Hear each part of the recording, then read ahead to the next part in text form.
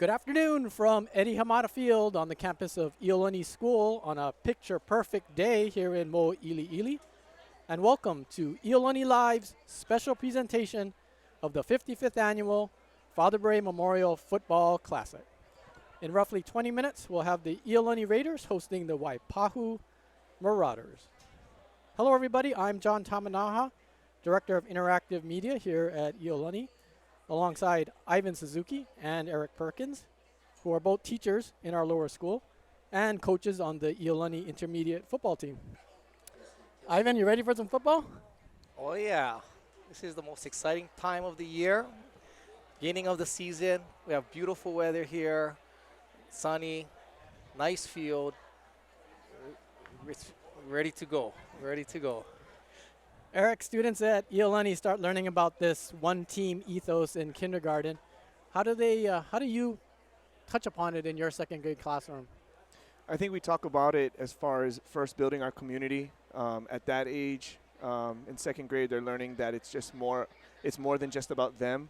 They learn to get along and help each other and to build a positive community. But I try to teach it a little more that it's a little bit of sacrifice too, so that you give a little, so that you know what it takes, and everyone kind of gives a little to each other. Yeah, we got to talk about that right at the top because, of course, one team began with the man we honor today, the legendary Father Kenneth A. Bray, who was born in 1895 in Lancashire, England. He later came to the United States and earned his divinity degree in New York City and went on to teach in Wisconsin, Connecticut, and Pennsylvania. In 1917, in the middle of that teaching career, he enlisted in the United States military and served in World War I. In 1932, he finally settled in Hawaii at Iolani, which at the time was a small school for boys in Nu'uanu. His impact at Iolani was immense and continues to this very day, despite the fact that he passed away 65 years ago. This year in the pregame show, we decided to feature the man who played the biggest part in carrying on Father Bray's legacy, Mr. Edward K. Hamada, who played for Father Bray before graduating in 1946 and later returned to Iolani, following in his mentor's footsteps as head football coach and athletic director. Right now, let's hear about Coach Hamada from a few people who knew him very well.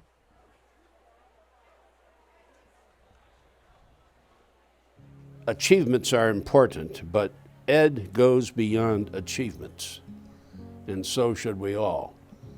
You know, we look at somebody, he achieved this and this, that's fine. What kind of person is he? Let me illustrate that. Years ago, St. Louis played some other school, not Iolani, and the sophomore at St. Louis went down under the initial kickoff, dove head first, hit a guy, broke his neck. Many weeks, I don't know how long it was, Ed came to my office and he said, would you care to come to the hospital with me? Sure. Who? I only mentioned that St. Louis player. And I said, okay. You know the boy? No. Oh, you know the parents? No. We went. The parents knew who he was. But Ed Hamada, what kind of guy is he? He reaches out because you're part of the football fraternity and we're all sorry about what happened. But that's the kind of guy he was. Not many people do that. You know, when you talk about the coach, you think about the one team philosophy. When I coached with Eddie, I learned about the one team. He just didn't say that, we're one team. He told the kids what that meant. We support one another. We're not all-stars. Everybody is working hard. Everybody contributes to the success. The last guy on the team holding the bag, without him, maybe the first guy running the ball would not be successful. I learned a lot working for him. His givingness, he always gave, Always at the last minute, I used to think, how can he do that, People ask him to get somebody to do something, 20 people. He says, okay. Then he'd get the boys, and the boys would all do it. I don't know if they did it because of fear or because, they just respected him. Outside of football, off the field and stuff, he was the most universally loved man ever. He had that charm about him, you know, that presence of love, I guess, you know, but you know, on the field, man, he was a tough son of a gun, man. I mean, he was mean, and that was the magic of him, is that he could get us to do things that we never thought we could do. And I think he did it through caring. You know, he'd always make sure guys had rides home. He never, you know, wanted people to catch the bus home or walk home. He always made sure you were fed. He made sure you had lunch. He just, he did the little things to show you that he cared about you more than just being a football player.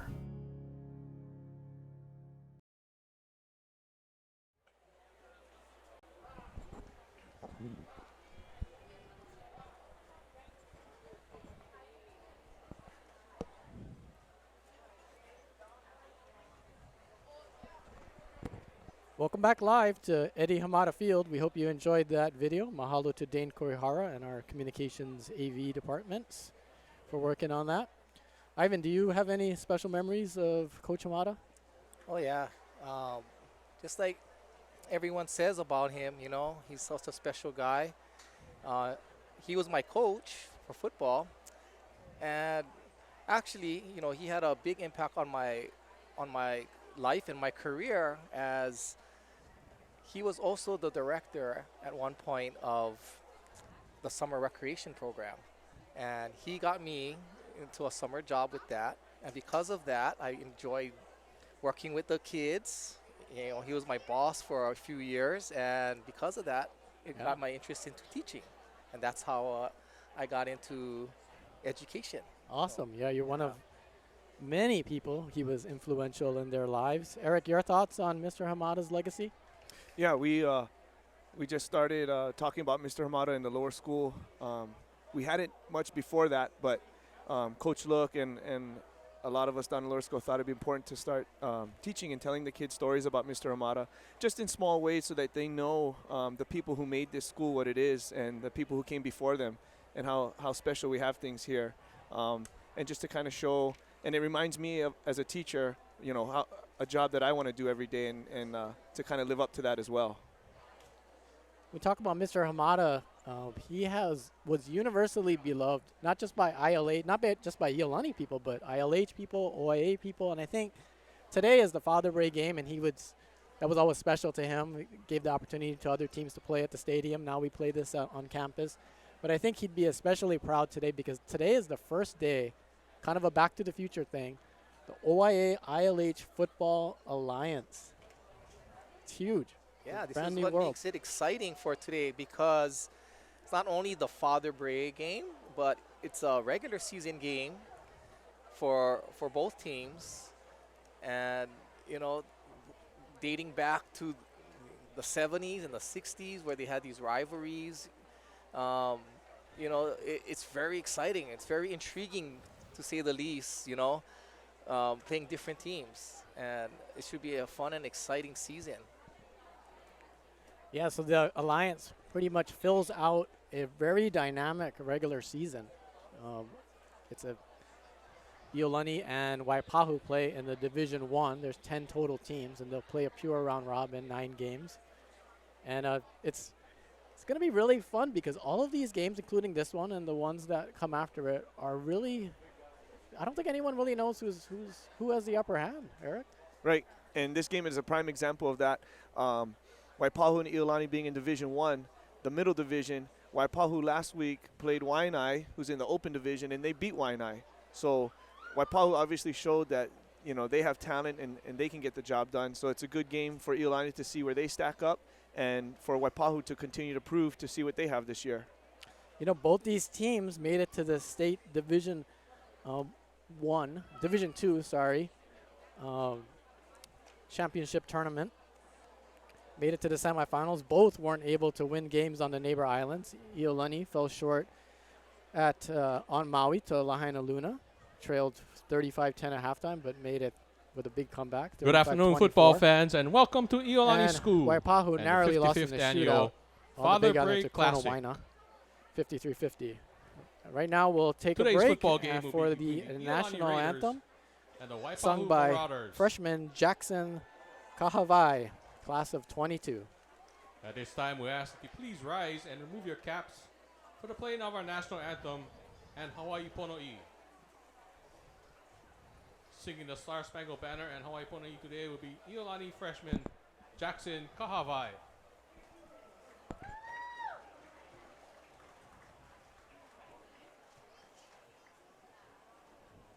Oh, say, can you see by the dawn's early light what so proudly we hailed at the twilight's last gleaming, whose broad stripes and bright stars through the perilous fight for the ramparts we watched were so gallantly streaming, and the rocket's red glare, the bombs bursting in air, gave proof through the night that our flag was still there.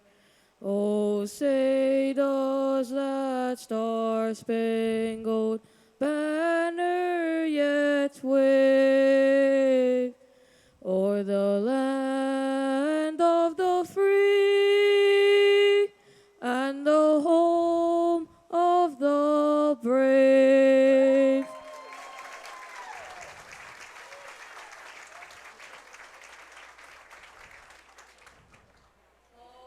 Hawaii Pono'i, Nana'i Komoi, Kalani Ali'i, Ke Ali'i, Makualani e Kamehameha e na kawa e pale me kahi e Makualani e Kamehameha e na kawa e pale me kahi e. Jackson Kahavai.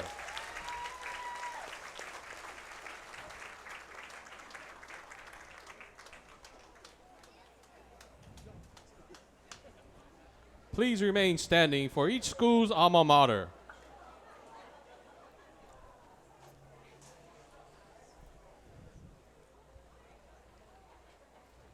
Waipahu, your alma mater, please.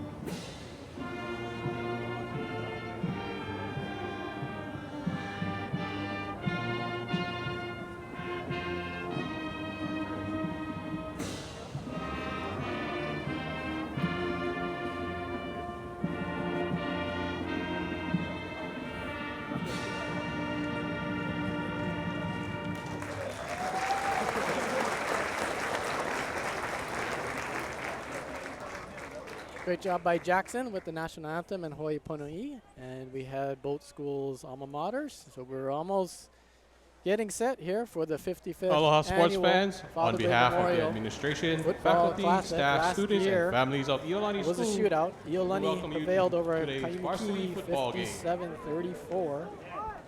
In that game, Please if you remember, Ivan sportsmanship is important, not Taijan Mizutani passed for no less than 503 yards. Yeah, that was the Iolani passing record. Yeah. This year, we're going to see a new quarterback, Jonah Chong, played a preseason game against Kalani at Kaiser. Raiders won 63-0. Jonah in that game played pretty much the first quarter. It was a perfect 8 for 8 for 136 yards, I believe, and 3 touchdowns. And he was with your intermediate team previously.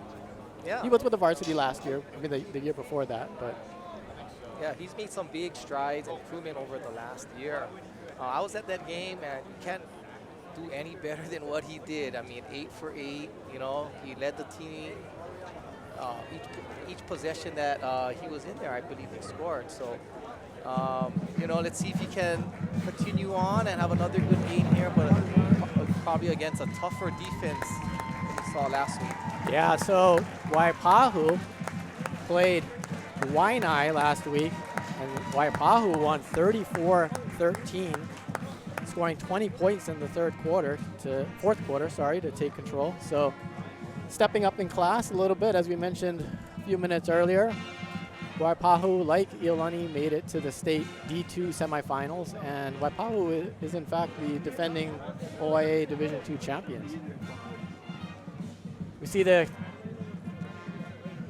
captains meeting at midfield on the beautifully painted Iolani eye shield. I see Iolani has chosen 2 of their bigger players as captains. Number 3, Kyler Mento, 5'7", 155. And number 4, Raiden Kanashiro, 5'5", 137. So representing us well at midfield. But those actually 2 are really great kids, and they really embody the Iolani spirit when they play. So good representation for our captains over there today. Absolutely. We'll be hearing a lot, calling their name quite a bit today, sorry. It's so hot. How can I call this tonight? It's a Saturday afternoon football. If you're looking at that field and that logo painted in the middle, this is not a synthetic turf. This is a natural grass turf. Beautiful job done all year round on all of our athletic fields by Kevin Lopes and his assistant Kale and their crew. Waipahu will receive. Let's have a good game. And they will go from right to left, from the Eva end toward the Diamond Head end. Iolani won the toss and deferred, as they are normally want to do. That was key in the Kalani game, right, because of the wind factor. Yeah, and I think they did something similar here, where they're going to kick down in. Although the wind is not as strong here as it was that night at Kaiser, but yeah, they'll be going downwind offensively to start the game.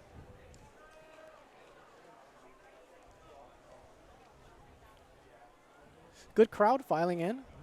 From our location here in the Kazuki Stadium stands, we can't see all the way to our right, but I see a bunch of heads there. Stands on the far side seem full. Iolani will be kicking off to start the game. Getting us started for the Raiders, it's a sophomore, Wailoa Manuel, 5'8", 138-pound sophomore. Had a bunch of touchbacks with the wind last week. And the 55th annual Father Bray Memorial Classic is underway. Good return up the far sideline by Branson J. Reyes. We will hear his name a lot today as well. He got the ball out to about the 35-yard line, where the Marauders will run their first play from scrimmage, 1st and 10. First down for the Marauders, ball on the 35.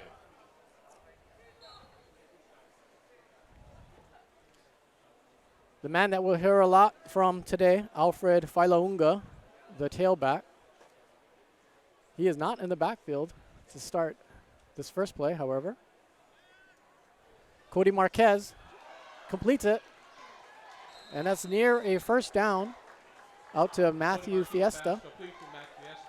Yeah, Waipahu came out in a quad formation, 4 receivers to one side. About 10 yards and a first Something down, a little 45. different than what we are used to seeing out of them. Isaac Ignacio on the stop for the Raiders.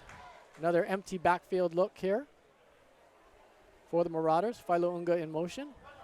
He'll join Marquez in the backfield. And here's our first look at Alfred Failaunga. Good stop coming up by the Raiders by Kyler Mento. Mento coming up from his safety position, but he actually comes down a lot as a linebacker and sneaks in there and makes those plays that he knows how to do.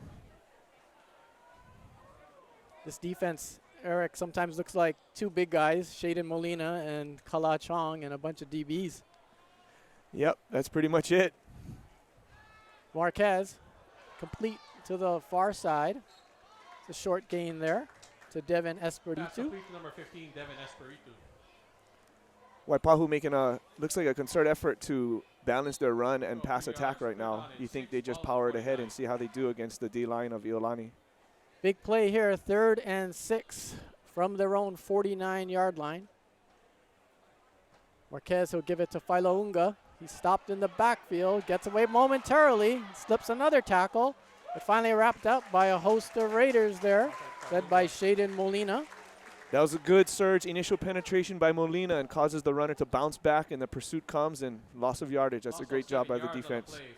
So 1 first down for the Marauders, and the Raiders force a punt. Terrence Ethelman back to punt for Waipahu.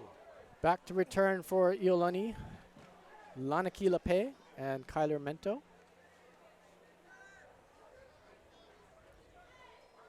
So a bouncing snap back, penalty flag. Penalty mark on the play. Dead ball before the snap.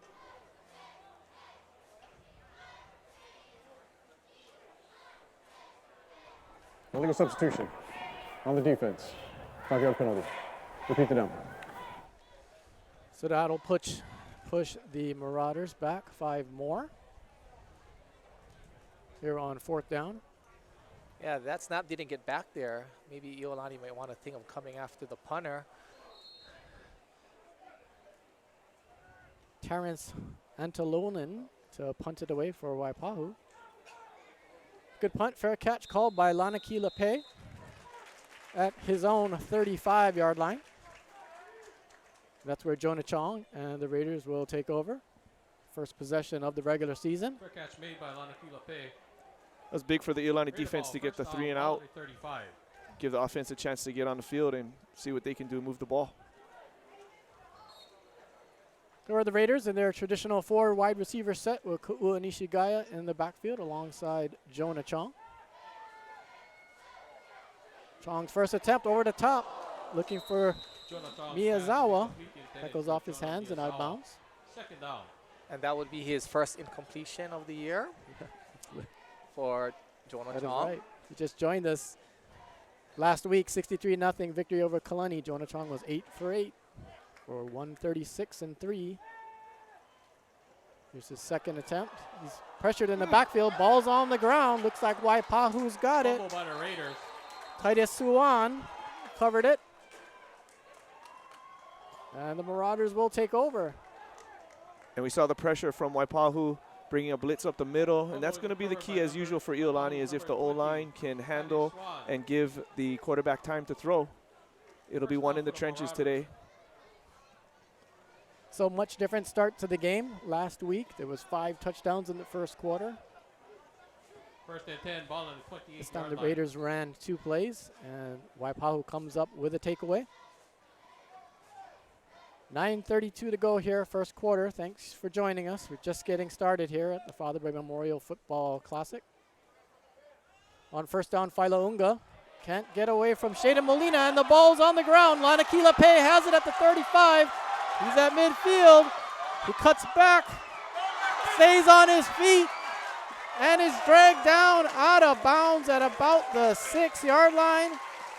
2 consecutive fumbles and fumble recoveries. And then this one, Lana Kilape takes it all the way back to the Waipahu 6-yard line. Yeah, and that was set up by Shaden Molina, defensive end, coming in with good penetration, just like we saw in the last series. Takes him down and the ball comes out. Molina will be a force on the defensive end. My math is right. That's a 59-yard return. Probably not right, but I'll try. Sounds close. My daughter Alexa is listening and say, well, see, he doesn't know math. First and goal for the Raiders. It's actually at the 8. That's where they marked it. Coach Wendell Look is entering into the field. Timeout, Iolani. Calls a timeout. Did he see something different out there? I think Jonah Chong saw something different, or they had a hard time getting the play in, and it was initiated by the quarterback, Chong. 9:17 left in the first quarter. Raiders threatening. That was a wild series of plays there. 2 consecutive fumble recoveries. Waipahu didn't get a return. The Raiders did.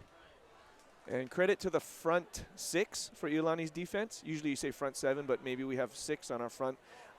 Penetration, stopping the run so far, and holding their own up there in the front. So that's good to see. I believe that was Shaden Molina penetrating into the backfield and got the first hands on Faila Unga. Forced that fumble. Big number 10, 6 foot, 224-pound sophomore. First and goal from the 8. Chong gives it to Ko'ua Nishigaya. He finds some running room over the right side. Penalty flag down as Ko'ua gets to about the 2-yard line. And you're going to see that all day from Nishigaya. He runs hard. Play was initially supposed to go up the middle. The Waipahu brought their backers up, and he made a nice cut and read to the outside. Inadvertent face mask on the defense. 5-yard penalty. Repeat the down. Defensive holding. Nishigaya last week rushed for 55 yards and 2 touchdowns on 14 carries versus Kalani. Last year, very dependable, played in all 10 games, 92 rushes for 344 yards, 7 scores. So it's first and goal from the 1 now. We have more penalty flags. Turn the snap. Encroachment on the defense.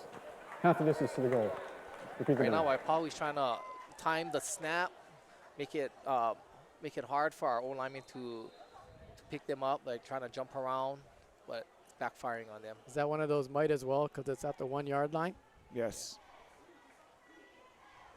Trips to the left of Chong, but he gives it to Ko'ua Nishigaya up the middle. Looks like he is stopped short. Maybe. We don't have the best angle, but Eric Perkins is telling me it's about a foot short.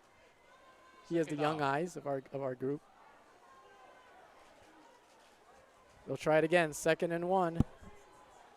Nishigaya offset to the right of Chong.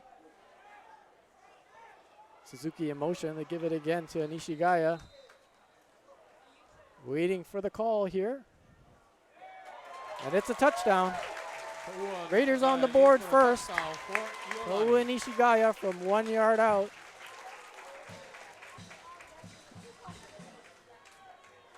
So that was technically a 8-yard drive there. Raiders get on the board. So bring Mika Makekau out. Makekau attempting the extra point. She was 9 of 9 last week. Snap back. The kick is away. There was some good pressure there, but Mika puts it through. Putting the Raiders up 7-0. 8:22 left here in the first quarter. If that name Makekau sounds familiar, yes indeed. She is the sister of Keone Cordell Makekau, class of 16, who is currently playing for the United States Naval Academy. Might be the starting slot back this year, Ivan. Maybe. Played in 12 games last year for the midshipmen. Rushed for 49 yards on 7 carries versus Notre Dame. Yeah, and I You believe watch they're that game, gonna one of your be- former players? Yes, I think they're going to be playing University Yeah, of Hawaii. they are. So they'll be coming down. You'll be able to go and watch him. Mika, good football player in her own right, led the team in scoring last year, 58 points, 6 field goals. I think she was 6 for 6, with 40 extra points. Last year in the Father Bray Memorial Football Classic, she hit 3. Wailoa Manuel kicking off for Yeah, Iolani. she's a very powerful leg. Yeah, 32, 24, and 35 yards. I remember that 35-yard making a really nice noise off her foot. Manuel's kickoff. It's bobbled, picked up. Marauder coming to the near side, and he's brought down. Good contain and pursuit on the outside from the kickoff team. Whenever the runner goes sideways, it's good to pursuit up to him and keep him going sideways. Number 81's not on our roster. It's okay, Tyler. Tyler Street here doing the spotting, class of 2004. First down for the Marauders. Ball on the 11-yard line. Third possession for Waipahu. First 2 ended in a punt and a fumble. Waipahu coming out with their empty set again with 4 receivers to one side. Marquez has it. Looking to the right. That's batted down. Shaden Molina. That man again. Shaden was with the intermediate team last year, and he was one of 12 players called up to the varsity for that state semifinal on the island of Maui against Lahaina Lula, and he played well in that game. Saw a lot of action after the second quarter. It's Marquez being pressured by Cody Mento, and Mento gets to him, also with Shaden Molina there. Yeah, and going back to Molina, he's just an incredible athlete, can do it all. Right. This year he's on the line. Third down and 15. Ball on the 6-yard An line. intermediate, he played receiver for us, and he was good, big, fast target. So, yeah. That's scary. We got whistles for this third down play. Penalty marker on the play. Looks like it'll be illegal Final snap. procedure. False start. Offense, number 81. Half the distance to go. Third down. And again, Coach Delbert Tengon, the defensive coordinator for Iolani, doing a good job mixing in the pressure and the blitzes, sending in mostly, for the most part, Mento from his rover position. That'll make it 3rd and 18 from their own 3. Marquez drops into his own end zone. He'll fire. That's intercepted by Lana Kilape, and he'll walk into the end zone. Wow. 2 big defensive plays by Lana Kilape. Now the Raiders lead at 13-0. And Lanakila is another one. When he played for us in intermediate, he can play anywhere on the field. He's also playing safety, a little bit of linebacker. He can play defensive end, receiver, even quarterback if he has to. So good to have guys like that on the field that just play football.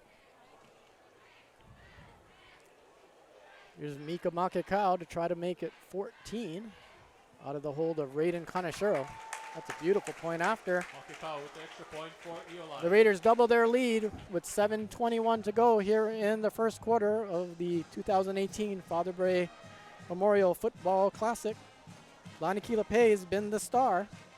That name sounds familiar to Raider fans or Hawaii High School football fans or even University of Washington fans. Yeah. He is the son of Mekipe, who I think is in a conversation when you talk about the best DBs in the state of Hawaii of all-time history.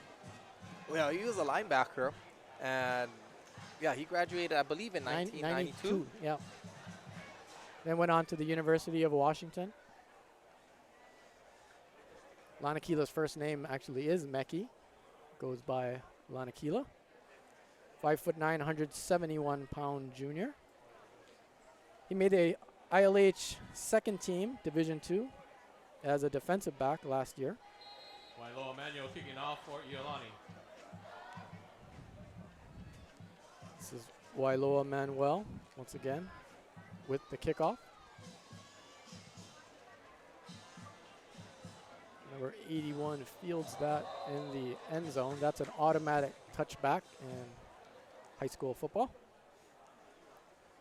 So the Marauders will take over 1st and 10 at their own 20. Let's see if Waipahu can settle down and get something going here. With the exception of that fumble that they got on defense, right now Iolani has been so far dominating the game. Maybe they want to try and see if they can give it to Failunga again and see if he can do something with it. Yeah, interesting their plan of attack here. I know they have their own game plan, but they have one of the best running backs in the state, and he's hardly been in the backfield lined up. And they're coming with a passing attack. Marquez will try long.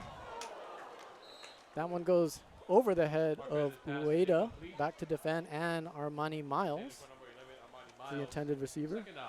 Oh, sorry, Trevor Kahn. I'm going off last year's numbers. Yeah. Peyton Ueda was 22. Trevor Kahn has come in. He is interesting. He's a transfer from Lake Travis High School in Austin, Texas. Yeah, as Khan gets his technique down a little bit and stays back in his deep zone, he'll pick that. That's one he can pick on the next time. Marquez fakes it to Failunga. His pass into the flat is incomplete.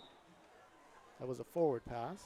Pass is incomplete. 3rd down. I think the key here for Waipahu is not to panic. It's only 14-0 in the first quarter, and see if they can get something going against the stout Iolani defense so far. They have a lot of time left. Yeah, so you're right. They shouldn't panic. And this passing attack that they're doing right now is something that the Iolani defense sees every day with our own offense, kind of playing into their hands for that in that matter. Absolutely. Looks like the Raiders. Trips left. Single setback in the backfield. Marquez flushed. Some running room, but he's wrapped up by Isaac Ignacio. Yeah, I believe he's short. Who is the ball carrier? Picks up 5 yards. 4th down and 5. Ball on the 25. 3 and out there for the Raider defense. Terrence Antolin back to punt for Waipahu. Antolin's punt is high into the air. Lana Kilape will make the fair catch. Lana Kilape with the fair catch. Good field position for the Raiders offense coming in. 1st down for the Raiders. Ball on the 42-yard line.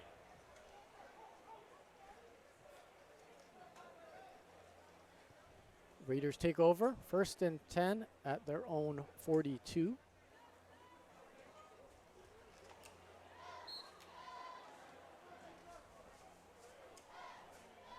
.6:30 to go here in the first quarter.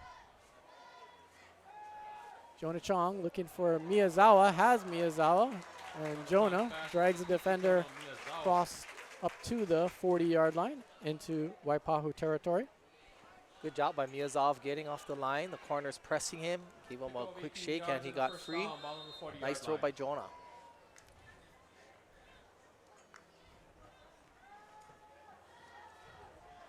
Chong overshoots Raiden Kanashiro on the far side. Let's set the Raider offensive line. At left tackle, you've got Kilo Scanlon, a 196-pound junior.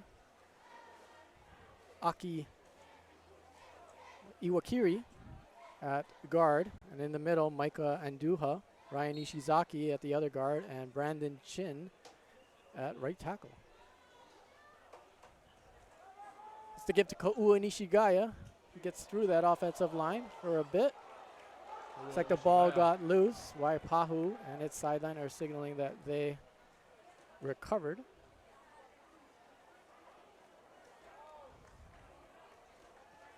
And perhaps they have. Fumble is recovered by Waipahu. That's fumble recovery by Waipahu. It's twice now Iolani's put the ball on the ground, and their offense needs to settle down a little bit and kind of get their rhythm going.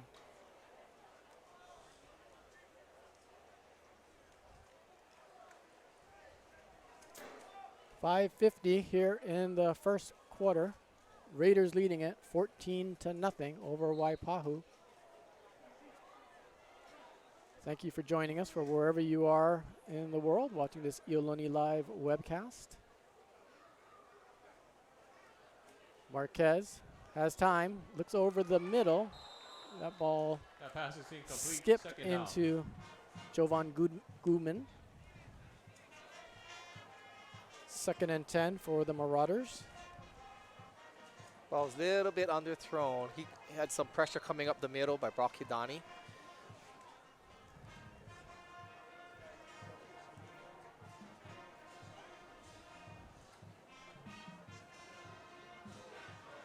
Give inside to Failaunga. He finds some good running room. Lunga. Gets close to the first down marker.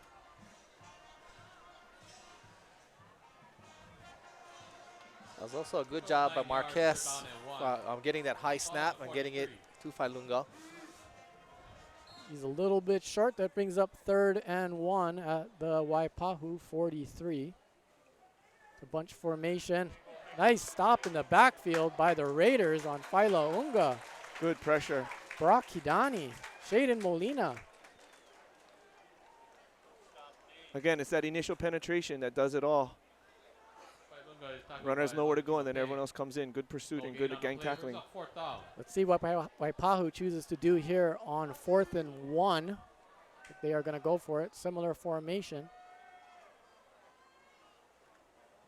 Similar play this time. Nope, kept it. Marquez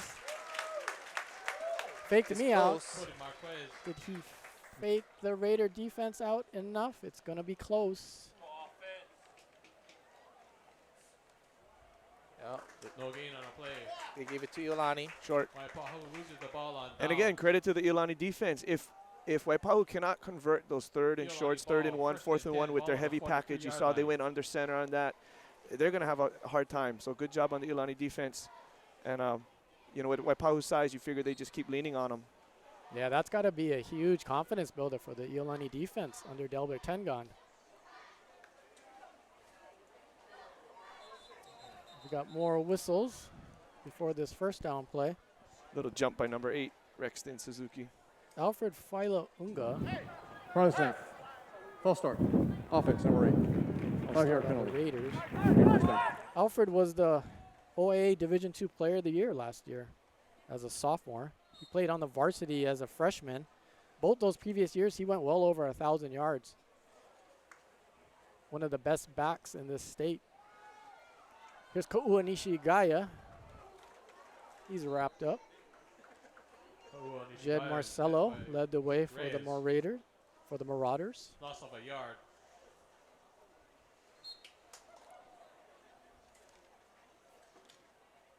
Second down and 16.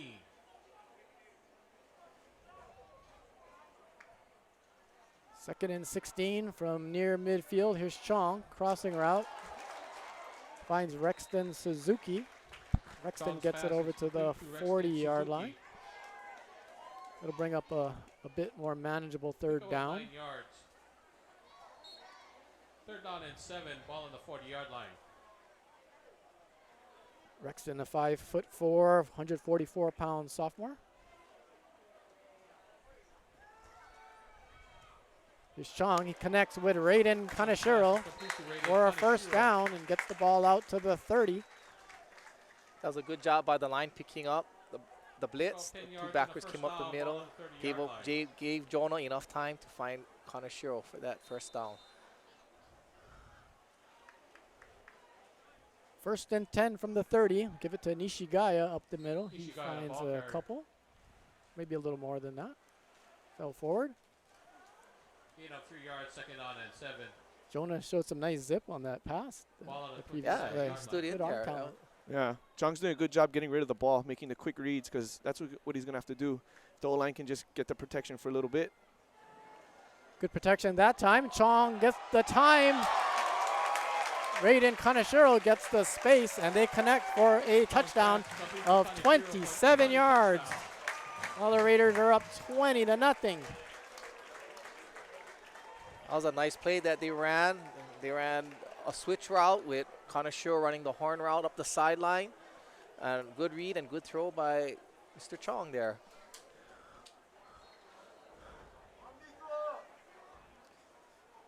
Mika Makikau in for her 3rd point after attempt. out of Kanashiro's hold. And she is now 12 for 12 on the season. The extra point for Iolani. Maybe Taijon Mizutani is tuning in to this webcast. And asked Jonah Chong about stepping into those shoes. Not just Taijon's shoes, but the shoes of the Iolani quarterback, which is a big deal here at the school. And he said, yeah, I'm definitely stepping into the big role of being a quarterback, and not only after Taijon, but also every Iolani quarterback that played before, and all the football players. But said Taijon was a great teammate, friend to him, and he's still a great friend. Helped me every day in practice, helped me understand the role of the quarterback, and I was able to watch him every day in practice last year and in games, how he led the team, how he controlled tough situations and good situations. And Jonah said he's thankful to be able to learn from Taijon last year, and his experiences with him will help the team this year. And I think we've seen that. Yeah. I mean, that's why it makes this place special. We have guys, I know Taijon comes back in the summer and works out on a nice hit by Lana Kilape. But going the back, mystery man. yeah, and going back to what I was saying, Taijon comes back. Okay, he works out in the summer, and he also helps out the young quarterback. So giving back to the team, you know, it's something special here that they have. And if you're not familiar with Taijon Mizutani, he is now in camp at Central Washington, playing for the Wildcat football team. In his career, he passed for more than 7,700 yards. That's fourth all-time in Hawaii prep football history, and 55 touchdowns. That's a lot of yardage. High snap, but we got some whistles. Lots of whistles today. On the left tackle, I think he moved prematurely. Point snap. False start. On the offense. 5-yard penalty. Another false start. Repeat first down.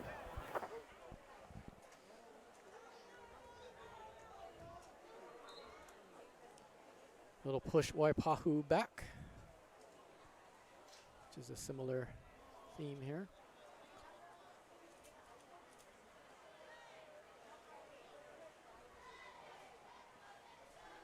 It's Marquez. He's got time. Finds Failaunga through the air this time. He's slippery.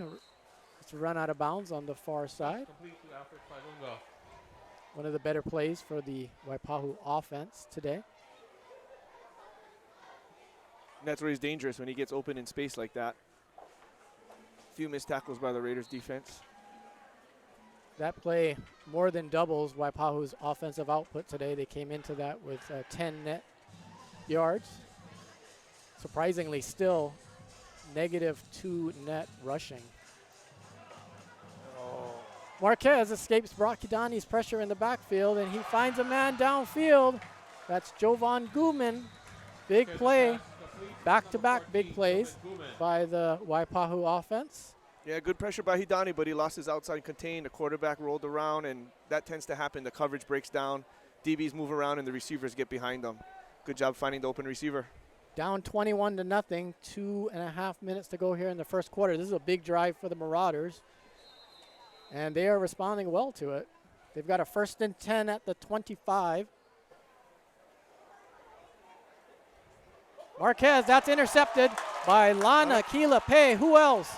And Marquez breaks the tackle, pounds the turf in frustration.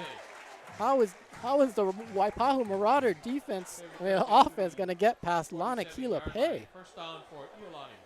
Yeah, it's like he's invisible out there, but the ball is thrown right to him. Good pass drops, good hands. Looks like if he makes a move to the outside down the sideline, he would have had a lane down there. But either way, it's a great play. And again, good defense setting up the offense in great field position. Offense just has to settle down a little bit. Yeah, either he's invisible or he's a ball magnet, right? Exactly. Or both. Both. What a game. We're not out of the first quarter, guys. Fake to Nishigaya is complete to Miyazawa. He's out of bounds at midfield. Gain of 3 or 4. 4 yards. Second down and 6, ball on the 49. So I mentioned that was a big series for Waipahu. Now it's a big defensive series. They cannot afford to allow the Raiders to put up too many more points here in the early going. Chong, deep drop. He's looking deep for Raiden. Kanashiro overshoots him a little bit. Reedon got behind the Marauder defense again. Just a little long, but great read, great routes by the receivers, and good time that the line provided Jonah on that play. As we saw at the beginning of the game, Reedon's one of the team captains, along with Kyler Mento, 5'5", 137-pound senior. Chong's pass is high, but not too high for Carter Kamana, who stands at 6'1". He grabs that one for another Raider first down. Yep, using his basketball skills. Good basketball player as well, grabbing that rebound and bringing it down. Absolutely. First catch for him, I believe, and we'll see more of him this game and this season. This time they'll give it to Nishigaya. Bounces off Marauder in the backfield and gets out to the maybe 38-yard line. Kali'i Barrett on the stop for Waipahu. Chong will connect once again with Miyazawa. He steps away and he might be gone. There he goes, Jonah Miyazawa. That's the fourth touchdown for the Raiders here in the first quarter. 38-yard touchdown completion to Jonah Miyazawa. Great block by the slot on the outside. I believe it was either Suzuki or Ichikawa. But Iolani is up-tempoing, and right now Waipahu is on its heels and they're tired. Yep, it's starting to show as the first quarter winds down. Now the points are adding up and you have to start to change your game plan or think about what you're going to do. But a lot can still happen. This is high school football, and we've seen a lot. And Mika Makikau adds the extra point to make it 28-0. Still 1:21 to go in the first quarter. That was a touchdown to Jonah Miyazawa. Last year he had 70 catches for a team high 896 yards and 9 scores. It's his third year on the varsity. Also plays varsity baseball. Yep, good baseball player along with his younger brother, who's on the team as well. And that's right, Joshua, a sophomore. Yep, plays on defense. This might sound crazy, but I think if you're Waipahu, just feed it to their all-state running back, Failonga, and even though they're down 28-0, see if they can get a spark and get some momentum. That's their main guy, and just see if they can line up and get him some yards and get the ball rolling. What they've been doing hasn't worked, and you don't want to keep doing something that's not working. Manuel's kickoff to almost the same spot every time. This is Branson J. Reyes. And Eric, you know, you mentioned maybe feeding it to Failonga. I feel like there's a similarity with last year's game when Ieke Seia Cleveland came in with Kai McKee. Big bruising back, a little bit different style, but a big bruising back. And the thought was Kai McKee's just going to come across the street, come here to Eddie Hamada Field and go and straight downhill against the Raiders. And that kind of didn't materialize. Yeah, Iolani is very a well-conditioned team. And so in this heat and with the tempo that Iolani runs, and the numbers that Waipahu has, it's probably taking its toll on them right now. Let's give to Failonga. He's harassed and has to turn around in the backfield. He'll be stopped for another loss. Yeah, and Waipahu tries it, but the defense stands strong again, gets that initial penetration and the quick ball hogging pursuit, and they bring him down for a loss. So again, credit to the defense and Coach Tengan's scheme. The players, probably a little different defense that Waipahu has seen. A 3-man front with a lot of different bodies in different places moving around. So that'll make it 2nd and 15 from the 20.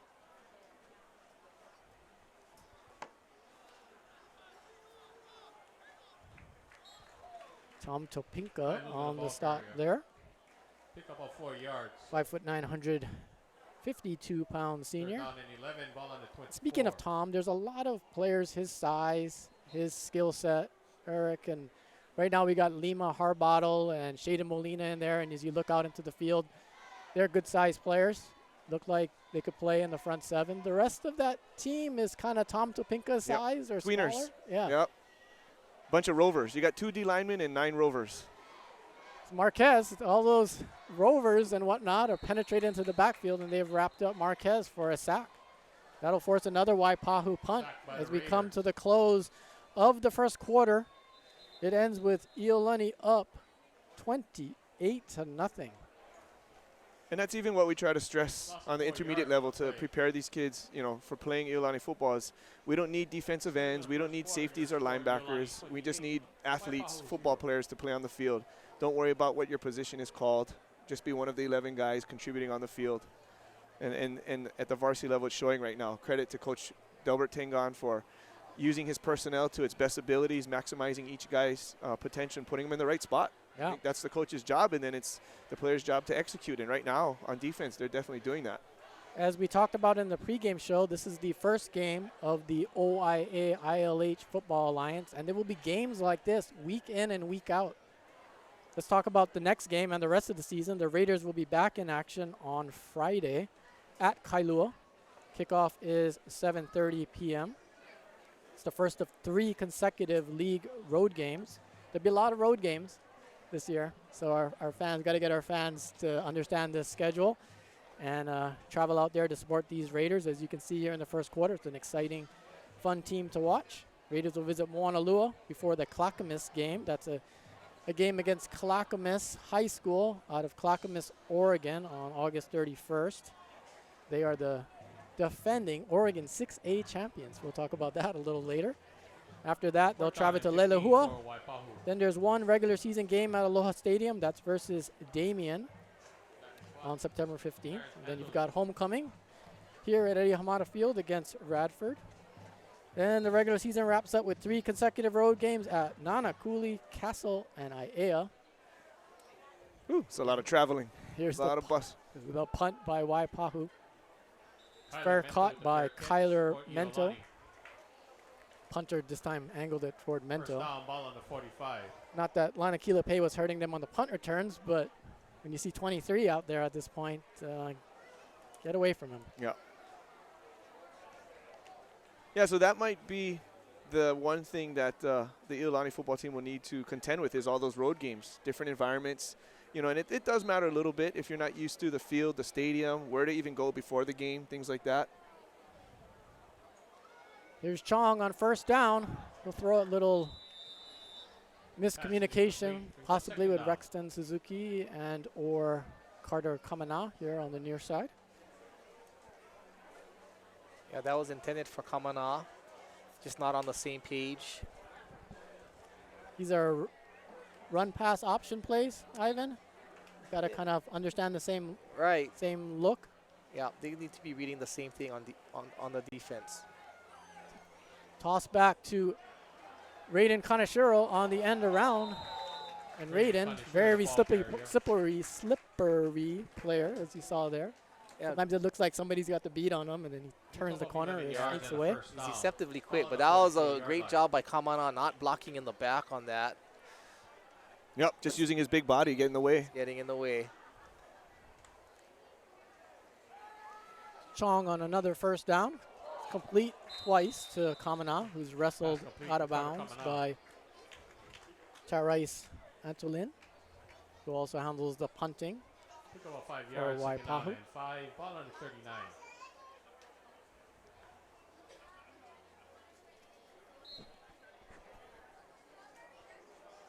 Second and 5. Chong fakes it to Nishigaya. Complete to Carter Kamana. Does a dance on the sideline here.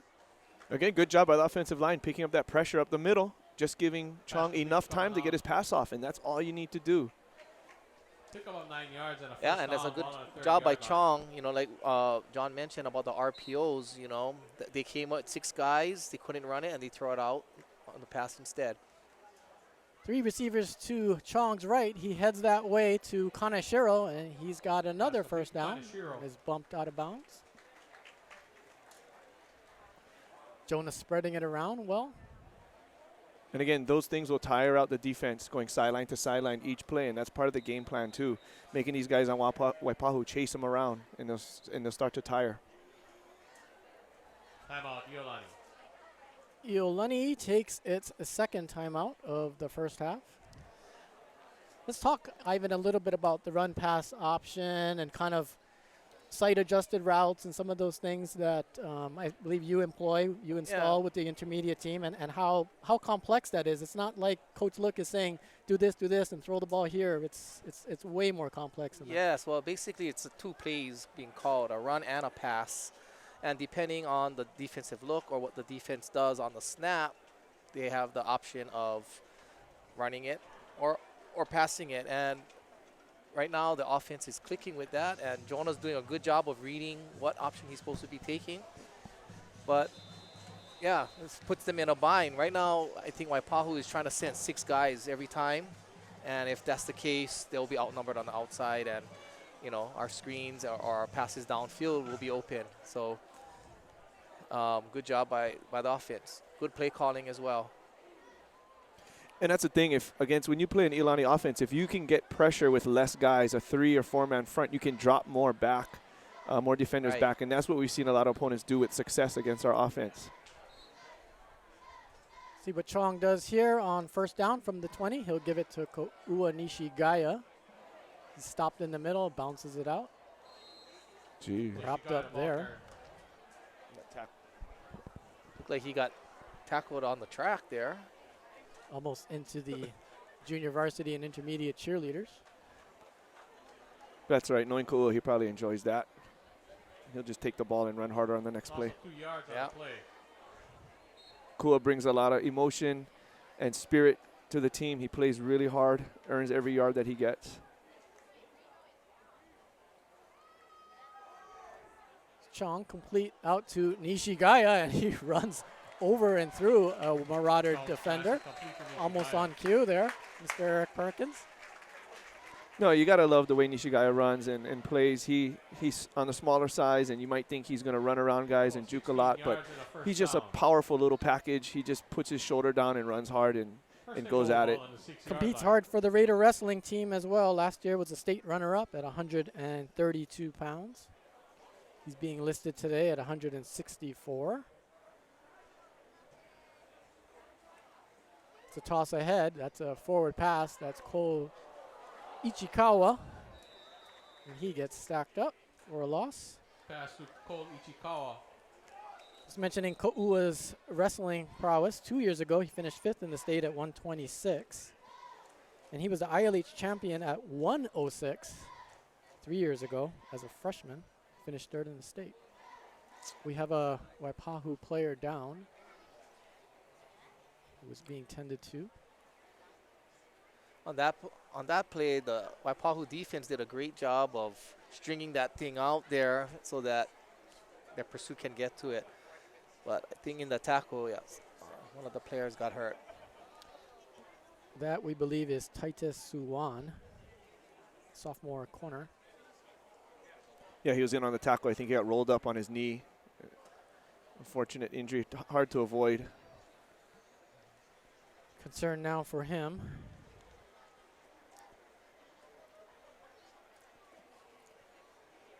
$10:32 to go here till halftime. Stick with us at halftime. We will be bringing the halftime show in its entirety to you. The Iolani Marching Band and Iolani Dance Team's debut for the 2018-19 school year. It is a Michael Jackson show. So all you MJ fans, make sure you stick around for that. And the Father Bray honorees will also be honored at that time.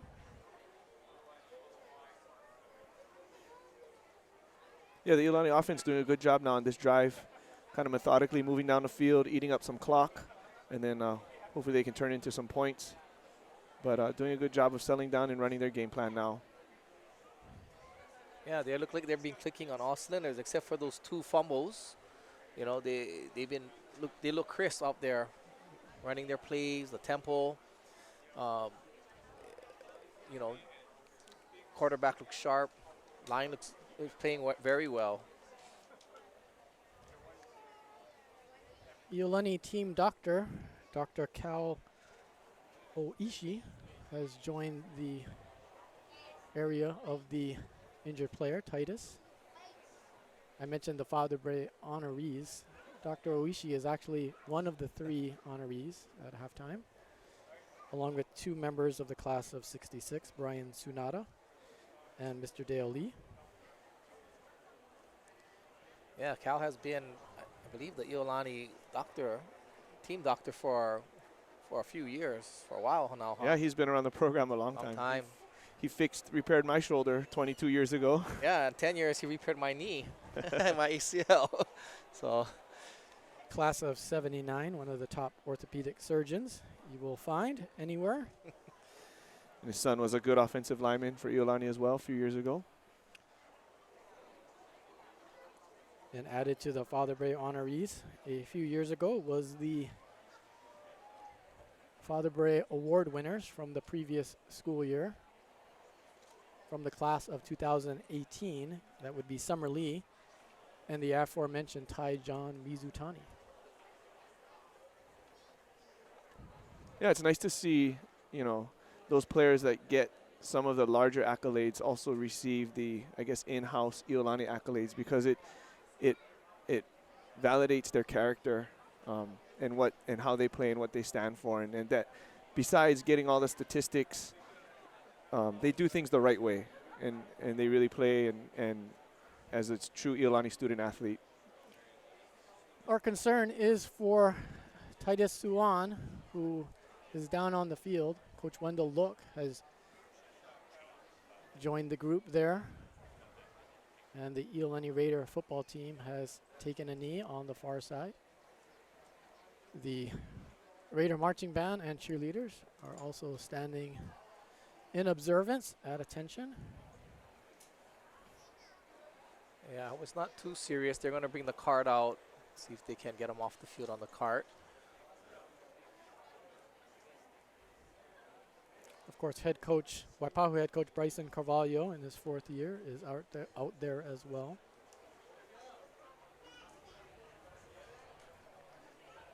Yeah, you hate to see, guys get taken off on the cart, but hopefully he's fine, and maybe it's just a precaution. A lot of season to go, that's why. It's good he's sitting up.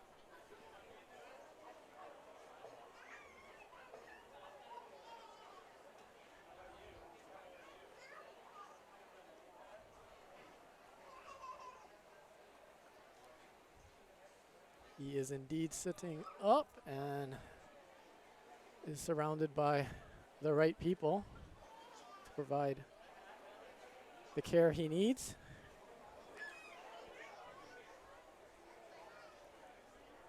Yeah, but going back to the new divisions in the Alliance you were talking about, John, I think it's exciting for the fans and the players and people involved in high school football.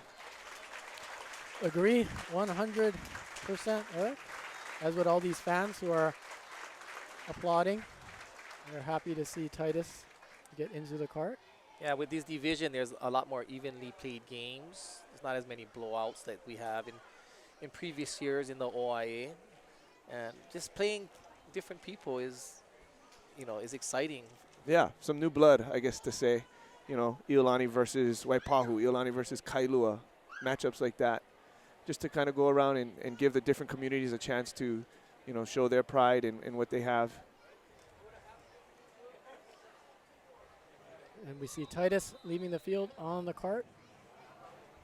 Our best wishes to him.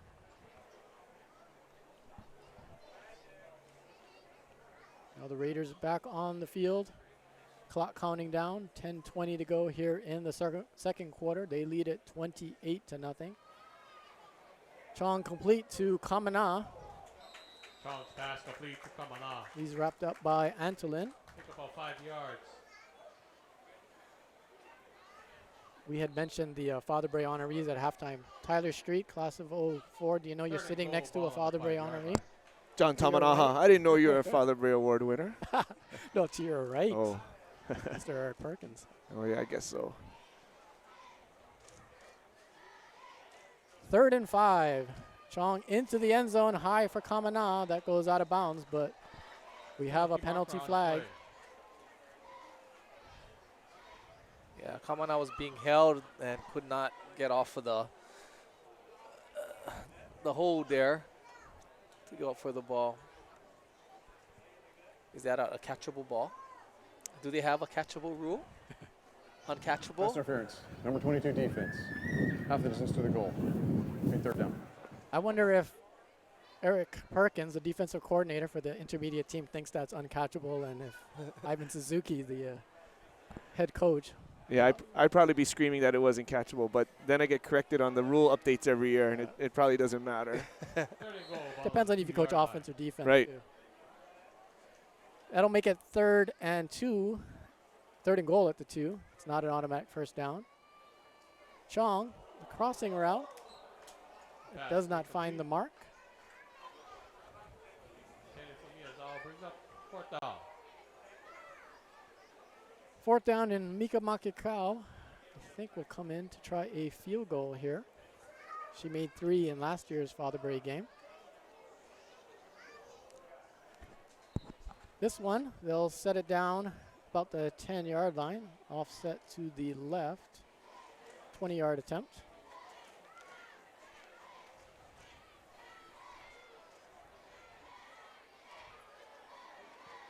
Rita Kaneshiro got that snap up, and Mika put it through.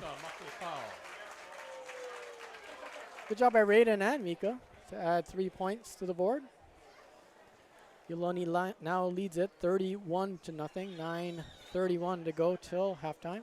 And the only time you mention the long snapper's name is when it's not a perfect snap. But that was number 40, Casey Bell, who I wanted to mention his name because he does a good job out there, and he's a sophomore. He's working hard.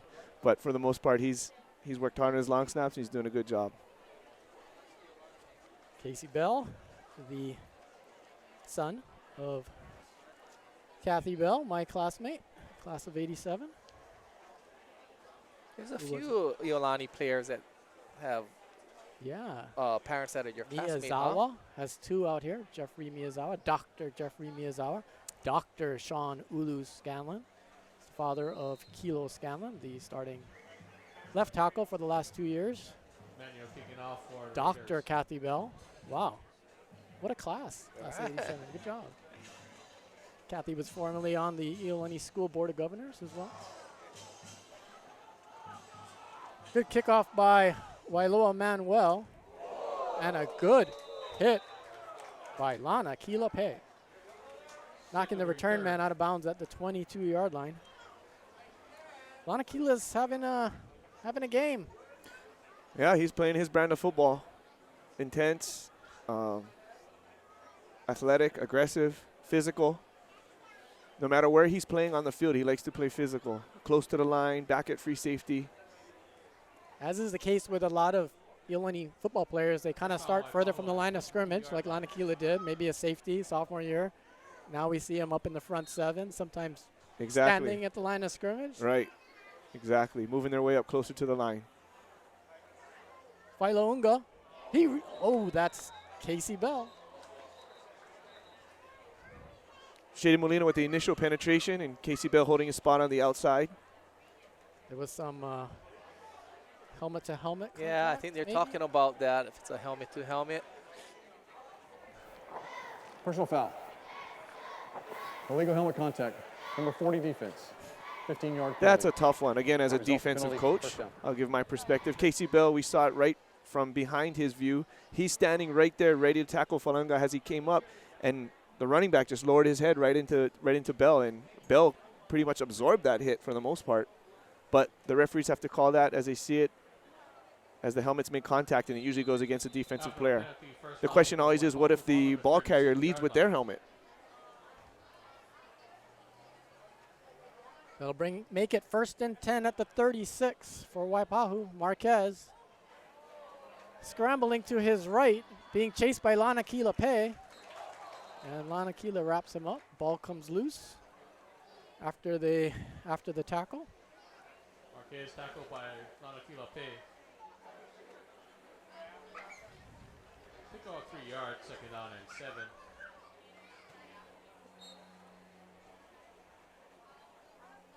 Second and 7. 7, 8 minutes ball to on go the here 39-yard in the line. second quarter. Raiders leading at 31-0. Failounga again. He gets hit in the backfield Failunga, the ball carrier. by Gain of 1 Kamat, yard, brings and up then third down. Shaden Molina wraps him up. Shaden, big-time athlete, also played on the varsity basketball team last year as a freshman. Yeah, like I mentioned, yeah, big-time athlete. He has a lot of potential. That's something when you're in the Iolani Classic in December against these guys like Montverde Academy, you're just a freshman. Lanakilape, Brock Kidani, that's a big loss on the sack of Marquez. Raider defense coming up with a big game here. We've got another player down. That looks like it is Hidani. Concern now for him. Yeah, the defense ran a twist or a stunt with pressure up the middle. This time, as Marquez tried to keep the play alive, they did a good job of keeping him in the pocket and just forcing him backwards. As he looked to turn to run to the side like he's done before, the outside pressure kept them in with their leverage, so that was a good job. That's what you want to see with pressure. Because Marquez has shown the ability to keep the play alive and get out there.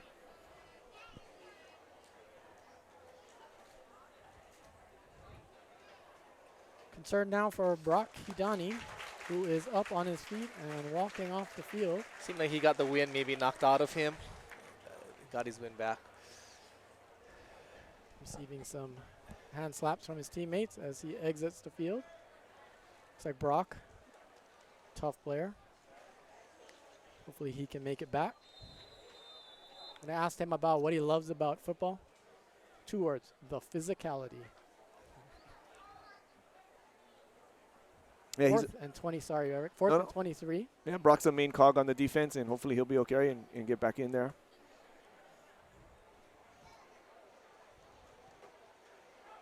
Antolin's kick drives Raiden Kaneshiro back. Stutter step and head toward the far side. Wall set up on the sideline. The field, Raiden Kaneshiro can't beat the last man. Number 3 made the touchdown saving stop, Luke Reyes. We have a late penalty flag.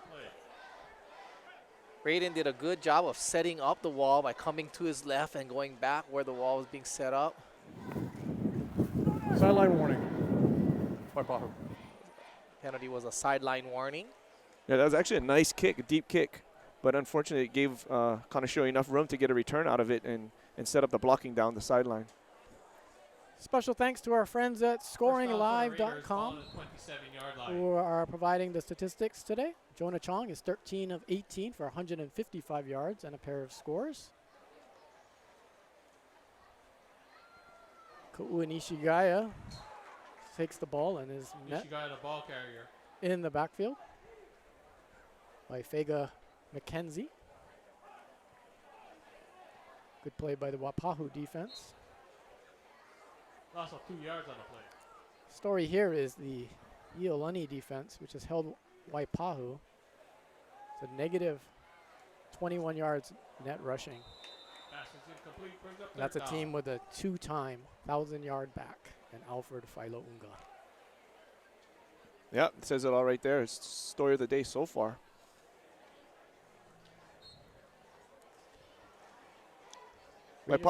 Raiders come into this series with 176 yards total offense. Waipahu 46 on the day so far.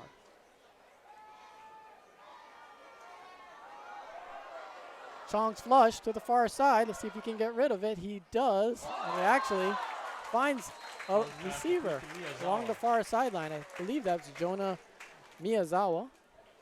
Yeah, great job by Jonah on buying time, getting his receivers come back to the ball. Good job by Miyazawa and the receivers getting open. Kind of reminded me of Reese Foy on that play. Yeah. Running for his life. Guys coming back to Reese, knowing Reese is going to keep it alive. Reese would still be running right now, though. Yeah, he would circle back and come toward us. He'd be on his 4th circle end around, but then he'd score a touchdown. Yeah, absolutely. Jonah Chong completes it to is that Miyazawa once again. Quite a distance away from our location. Yeah, good conversion on 4th down. I was wondering if they're going to send out the field goal unit on that one. Mika has been hitting Pass for the 50-yarders in 6 yards, practice. first down, ball on the 15-yard line. Decided just to go for it. To give to Inishi Gaya. He's got running room. He's out to the right side. Ooh, Nishigaya, And he's ball wrapped carrier. up there. Nice hole for him to burst up the middle and bounce it out to the outside. Good job. Stopped by Armani Miles for Waipahu. But not before the Raiders get a first and goal. First and goal, ball on the 4-yard line.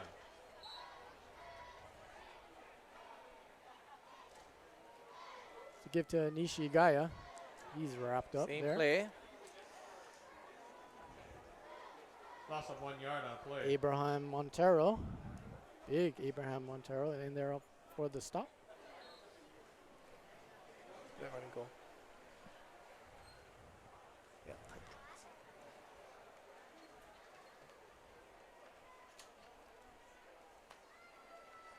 Chong is complete. And into the end zone goes Rexton Suzuki. His first touchdown of the day. 5-yard touchdown pass. We have a penalty flag. Sorry, hold on. Right at the line of scrimmage. Going to get Iolani for holding. Read it out. Penalty mark on the play.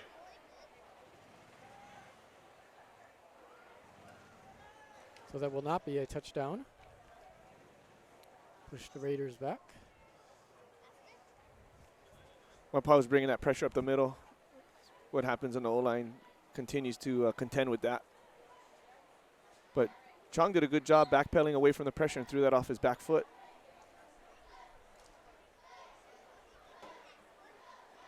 Second and goal, ball on the 15-yard line. Push the Raiders back 10 yards. Second and goal from the 15. Chong straight back. Throws it to Miyazawa. And Jonah's in the end zone for the touchdown.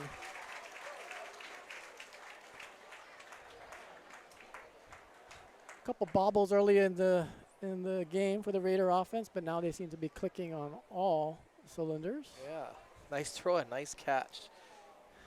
Yeah, when you bring that pressure up the middle with the linebackers, it puts a lot of pressure on the DBs to, it's either man-to-man or you have very little help. And right now the receivers are winning those one-on-one battles. Okay, Makekau drills the extra point. Makekau with the extra point. So with 4 minutes and 18 seconds to go in the second quarter, 38-0, Iolani Raiders over the Waipahu Marauders. Somewhat surprising, I would say. Yeah, it is. You're right. I am surprised. It was looked at as one of the marquee games of and there's a lot of marquee games. There's some huge ones at the stadium later on this evening. And there's one in Ahula tonight too, huh? Yeah. Yep. Kuhuku. Yep. And I don't know, that happens sometimes regarding Waipahu. They come off such a big victory last week, and they talk about, the letdown from such a big win the week before. And that does happen, but again, it's up how the players and the coaches handle it and just getting up for, each game every week. But that could be part of it. That was a big win for them last week against Waianae. Wailoa Manuel kicks it away. And our mystery man gets it out to about the 27-yard line. Eric, you mentioned that game last week. Waipahu defeated Waianae 34-13. I believe that was the first time they've beaten them in about 10 years. Not surprisingly, Alfred Failaunga rushed for 147 yards on 29 carries and a touchdown. Marauders pounded out 174 yards on the ground and 218 through the air. Much different story here today as Marquez's pass falls incomplete. And let's not take credit away from the Raiders on offense and defense. They are executing. They're running on all cylinders like we've mentioned. Defense is shutting them down. Offense completing passes. And so they're executing their game plan as to the best that that they can right now. Yeah, and it seems like they're very well prepared coming into this game on what Waipahu's doing. Marquez pass over the middle. That falls incomplete. Complete pass, third down. Another third down here for the Marauders. They need to get something possibly on the board here for the close of the first half. We've got 3:59 to do it.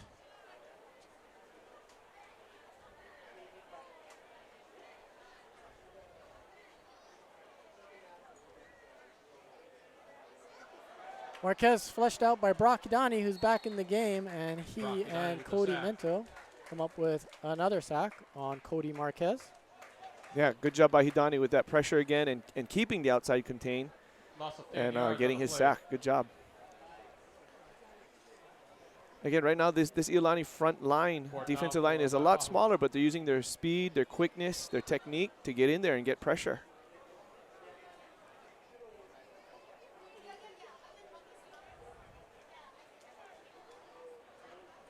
Antolins back to punt once again for the Marauders. Receives some pressure, gets it away. Bounces near the Iolani sideline and out of bounds. Looks like the Raiders will take possession in Penalty marker on the play. Waipahu territory. There is a flag on the field.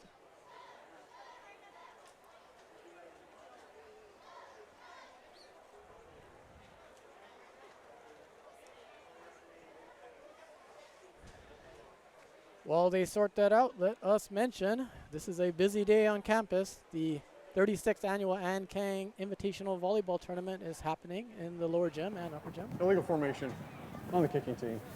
That penalty may be enforced from the end of the run. Raiders will decline that penalty, or no, they will.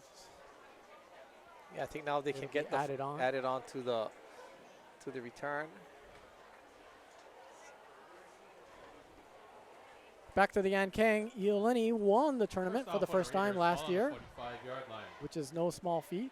And the Raiders have won their semifinal game and have advanced to the final against Buchanan High School. Chong's pass complete to Kaneshiro. He does a dance here.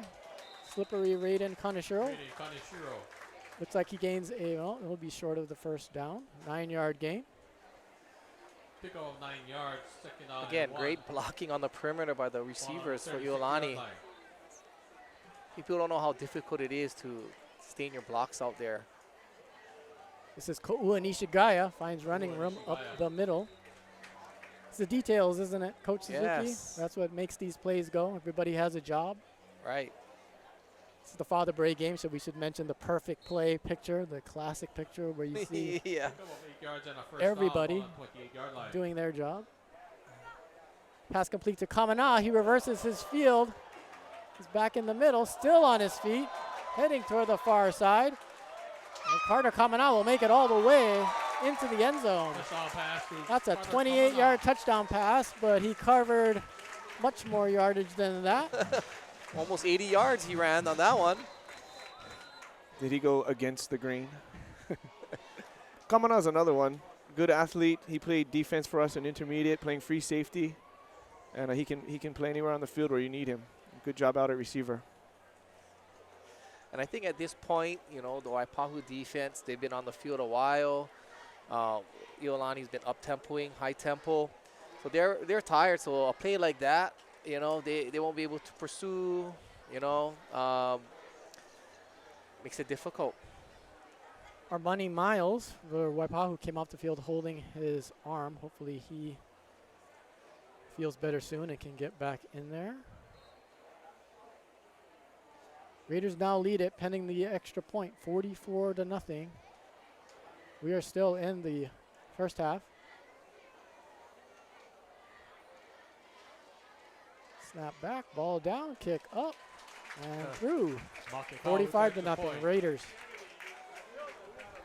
Another good catch by Raiden, getting the ball down on the tee. Yep, from that snap from Casey Bell. You hear the Iolani marching band, which is down here by one of our microphones, playing Iolani no Ka'oi. Stick with us at halftime. They will make their school year debut along with the Iolani dance team with their special Michael Jackson show. I would not be surprised if we see some Thriller dance moves out there, Coach, Yeah. King of by Pop. the dancers and the band. They're very excited and been working hard all summer. They even do, coaches would appreciate this, they even do fitness training, because you'll see some moves out there that require some fitness. They'll be on their backs, not to kind of blow the secrets, but they'll be on their backs and they'll be getting up in ways that with instruments that require a degree of Wow. strength. Do They they go have to their band camp and they train. Squib kick by Makikao, who's now in for Manuel. That almost barely needed it. went out of bounds. Touched that chalk and came back in. That is a penalty. They're trying to get a squib kick there.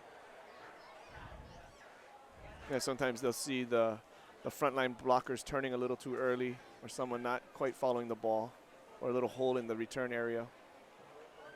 Just to the left of us, we see the Father Bray honorees following Mr. Illegal Mike kick, Moses, out of director of bounds the on the annual kicking team. fund, to the field where they will be First down. honored. Dale Lee of the class of 66, Brian First down. Sunada of the First down, class Waipahu, of ball on the 66, 35-yard line. and Dr. Calvin Oishi, class of 79. Also, Summer Lee is down there with them. She will be honored from the class of 2018, Father Bray Award winner. And Taijan Mizutani, who is not here, who is in Ellensburg, Washington, getting set for the Central Washington Wildcat football season. First and 10 from the 35 for the Marauders. This is Philo Unga. He makes his way across the 40. Stopped there by Jace Wataru. Second down and 4. Ball on the 41. I was watching the state semifinal game against Lahaina Luna the other day, and you see Jace Wataru out there, listed this year at 141 pounds, but with his hand in the grass, defensive lineman playing over the tackle, Pailunga. doing his thing. Yep. Wherever they need you, right? About 5 yards and a first down. Right now, the Raider front On the is 46-yard line. from right to left, Shaden Molina, Kala Chong, and Brock Hidani. And most plays, only Chong has his hand in the dirt, while everyone else is standing up, moving around. Chong and Lima Harbottle rotate in there at that nose guard. Nice throw and completion for the Marauders. Marquez Complete over pass, to Jovan complete to Guzman. And this is good. I know it's 45-0 right now, but this is good for the Waipahu offense to move the ball and get some positive yardage before the half ends. Raider linebackers are Isaac Ignacio and Tom Topinka, about 2 or 1 yard off the line of scrimmage. Failunga runs at them. Pailunga, the ball carrier. Molina with the stop. Corners are Pick up a Peyton 4 yard second down and Ueda 6. Ball on the and 38. Trevor Kahn. And back there at safety is Micah Kamat. Marquez going deep across the middle, diving attempt, but the ball falls incomplete. Marquez's He was pass is looking for incomplete. Gooman there. Brings up third down. And I can't forget kind of the man in the middle, Kyler Mento. Right in the middle of that Raider defense. Crucial cog. The defensive captain.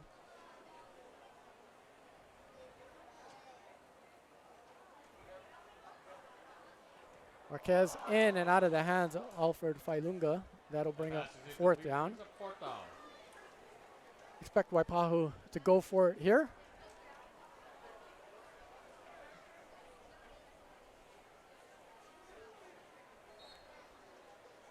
And these are those tough downs to get, those third long, fourth and long. This is 4th and 6 from the 38.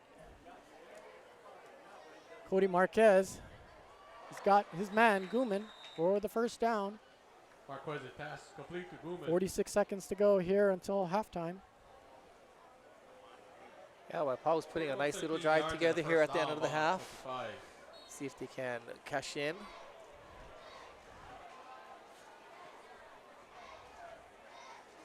First and 10 from the 25.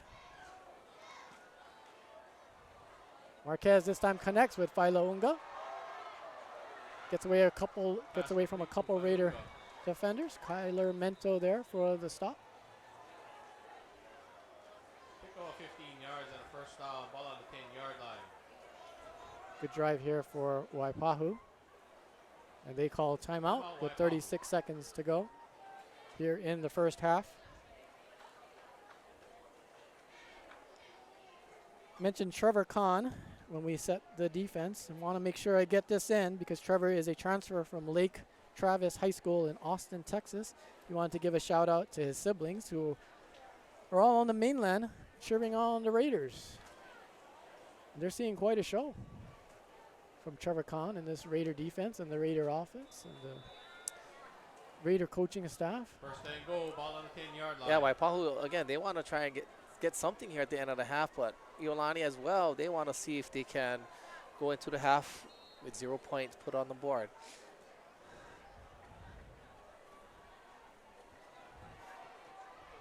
First and 10 from the 10. Marquez being harassed by Molina, and Molina brings him down. The ball is out, and they're saying it's a Raider recovery. Now it's a return. It's a foot race. Tom Topinka picked it up and ran all the way inside or near the Waipahu 25-yard line. 24 seconds to go. Raiders already leading at 45-0. That was tough to see. Waipahu was putting on a good drive, and that turnover bug hit them again. Yeah, that was unfortunate. But Shada Molina, as good players do, comes up with a big play when needed. He had his good pressure from the outside and kept his contain and brought down the quarterback, causing the fumble. Now the Raiders will send in the backup quarterback, Samuel Faumuina. 6 foot, 145-pound sophomore. I went to the scrimmage against Roosevelt, and that's the kind of the first play that he took a snap and he threw a touchdown pass to Raiden. Kind of sure. It's a scrimmage, but you know, you're out there with the varsity. Good start. People in the stands. Build off that. See what he does here with 24 seconds. Drops back. Throw it out to the far side. Wow. Good connection to Manuel. What a great grab there on the sideline, keeping his feet in bounds. Another sophomore Manuel coming in, getting some time now. 3 receivers to Samuel's left. We'll give it to Ko'ua Nishigaya. And they have 2 timeouts left. See if Coach Wendell uses one here. Or they're going to let it run out. And coach takes a timeout. And get the field goal unit on.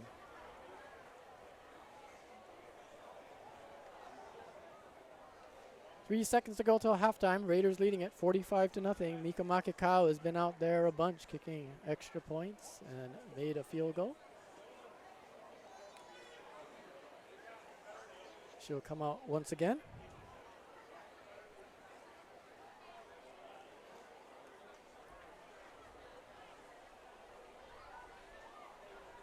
I asked Mika what one team means to her, and it means putting the team before yourself and working together to achieve one goal.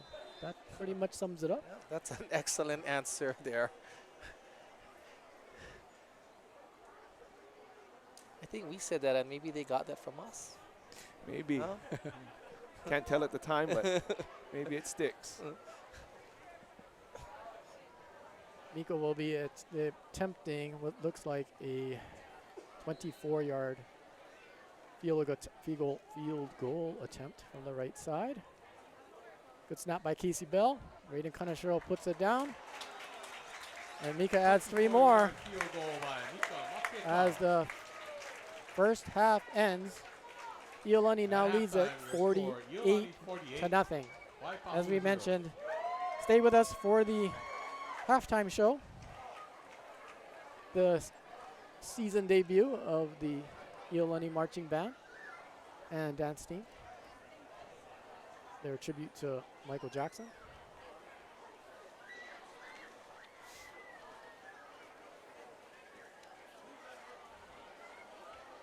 Marching band is under the direction of Mr. Manny Dayao, class of 97.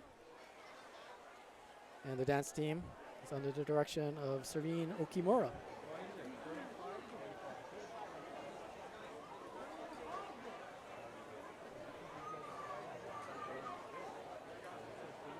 Coach Ivan, your thoughts on the first half? Well, I mean, Iolani looked in mid-season form at this point. I was expecting a much tighter and closer game, but I think Raiders came out ready to play. Waipahu seems like they have the makings of and pieces of some good things there, but right now, Iolani is controlling everything in all three phases: on offense, defense, special teams, and making less mistakes. I think the turnovers are really hurting Waipahu at this point. They sustain something well and then turn it over. Yeah. So, and Iolani's taking advantage of all the opportunities that they're getting. So, it's good job with them. We'll see what happens in the second half. Maybe we'll get to see some of the other guys play, younger guys. As you see on our screen here, there are many, many, many people loading into the Eddie Hamada Field here. The dance team consists of about 100 dancers. And the band, last year, they competed at the Alamo Bowl, performed at the Alamo Bowl, Battle of the Bands in San Antonio, Texas.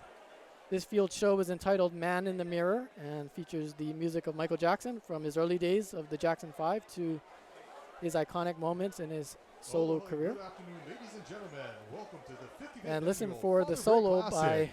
An exciting halftime mellophonist program awaits you today, featuring the Iolani Kyla Marching Chang. Band and Dance Team.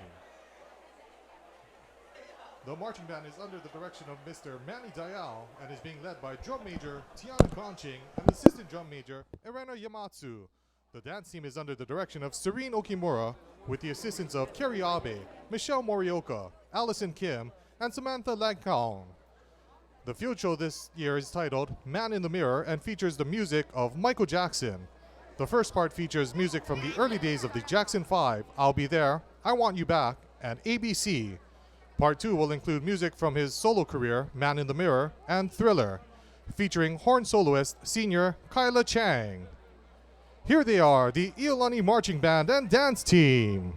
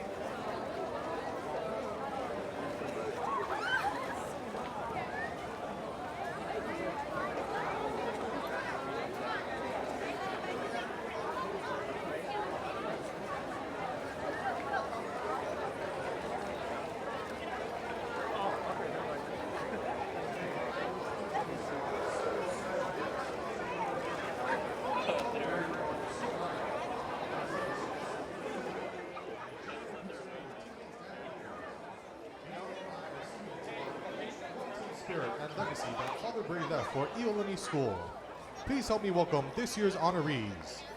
Dale Lee, class of 1966.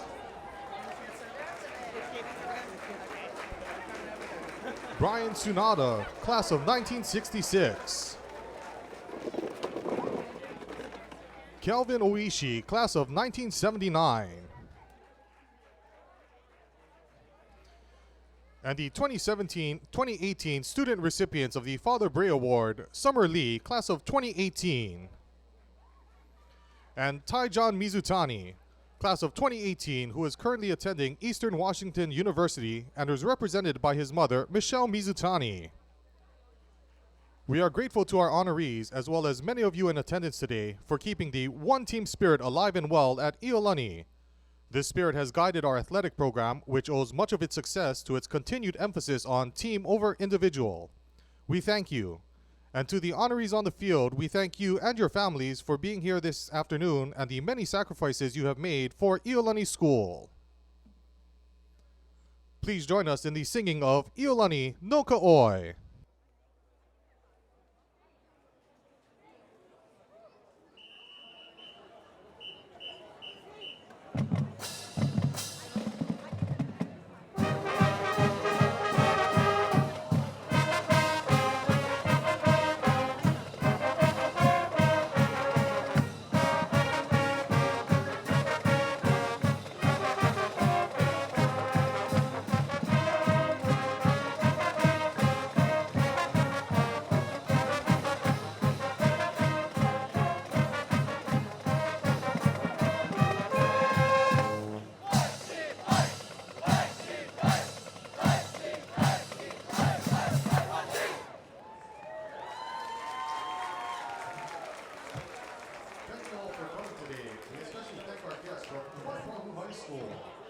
Now sit back and enjoy the second half of the game. Mahalo.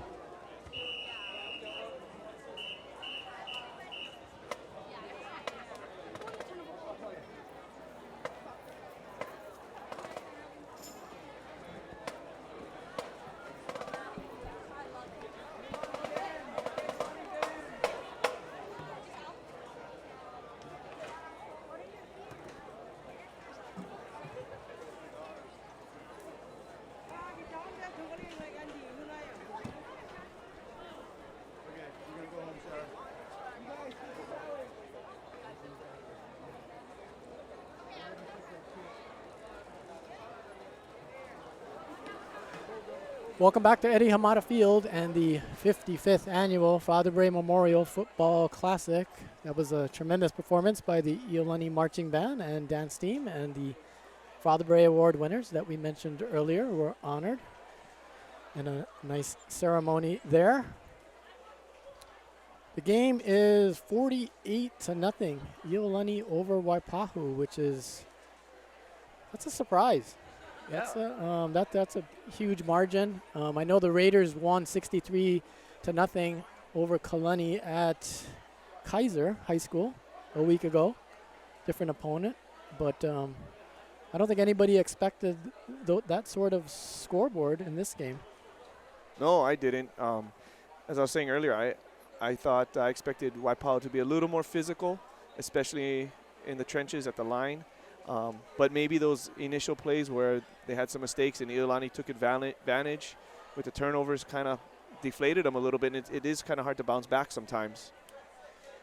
Halftime stats provided by our friends at scoringlive.com. Thank you, Michael Lascaro, up in the air-conditioned press box as we are down below in the well-heated Kazuki Stadium stands. Iolani net offense, 276 yards, Waipahu 76. Here's the big stat. Net rushing for the Marauders, minus 31 yards, largely because of sacks, right?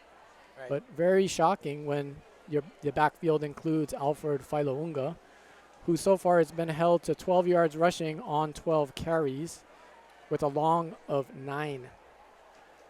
So Eric Perkins, defensive coordinator, Iolani intermediate football team. This is getting the guys in the right spots, and they're doing the job. Yep. assignment, put him in the right spots.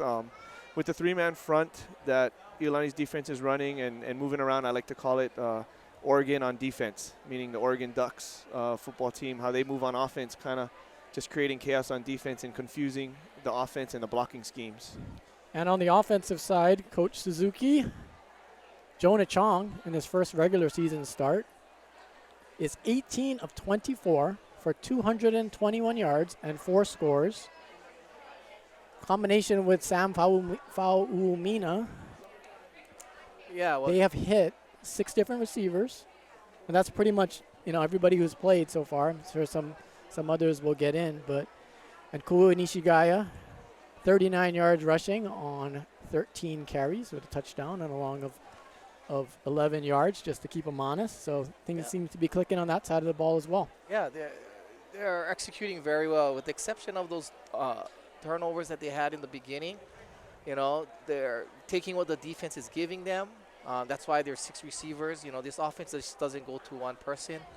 They're going to take the open man. Jonah's making great decisions. The line has been giving them time. And, the players are making plays. So, I mean, like I mentioned earlier, it looks like, they're in kind of mid-season form. I can tell that the coaching staffs on both sides of the ball has done their homework and is very well prepared. And, the result is the score that it is now. Coming into this half, it might be a little quicker. They're going to have the mercy rule. So clock is going to continue to run with the score over 35, difference over 35 points. But we will get to see some of the younger players come in and see what they got now. Yeah, we mentioned Jonah Chong. He's not been in the game for a while, and we got to get in the shout-outs, right? He'd like to shout out his brother Shane and sister-in-law Michelle and baby nephew Braden, who are tuning in from the Bay Area. Second-string quarterback Sam came in, and maybe we might see Teichi Mao, who I believe is the first freshman in school history to start the season on the varsity football team. Right, and that's made possible because of the rule change that started last year, where freshmen can play football, varsity football in the ILH. In the OIA, they have been for years, but in the ILH, they just changed that last year. So, yeah, Alfred Failaunga has rushed for over 1,000 yards his freshman year, did that again last year, and I'm sure he will once again this season. But back to Teichi Mao.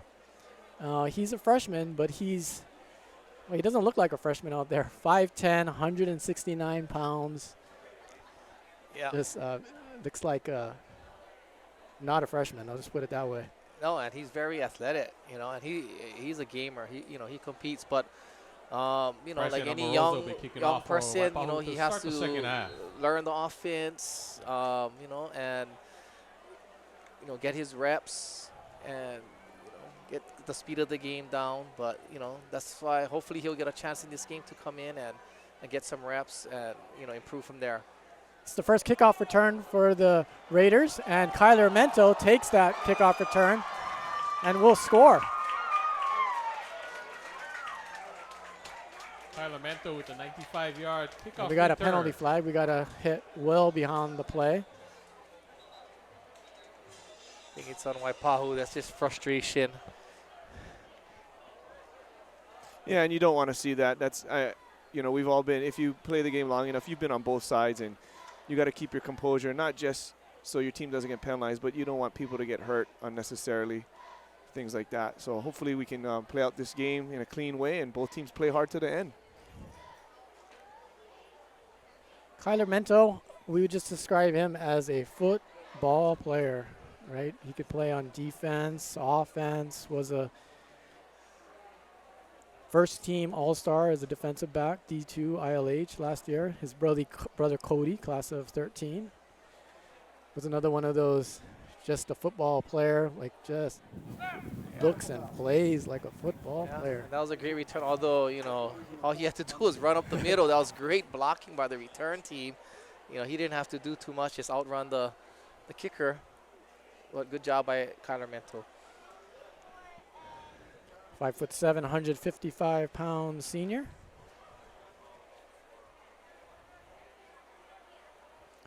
Just 15 seconds gone here in the second half. Raiders now lead it 54-0. make it 55. Makakau with the extra point. for Iolani. And that was Kaua Nishigaya as the holder this time in place of Raiden Kaneshiro, and he did another excellent job of getting that ball off the ground and putting it on the tee. Going to see a lot of substitutions in those spots. Probably long snappers as well. Get guys in, get some work.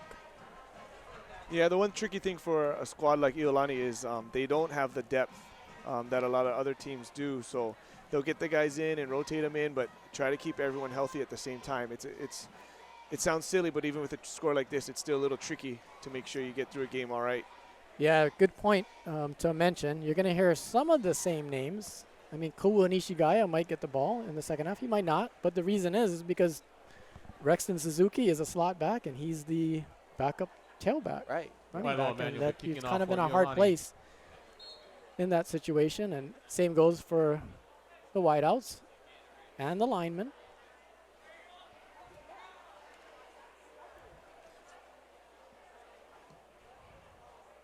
Manuel's kickoff. That lands on the end zone line.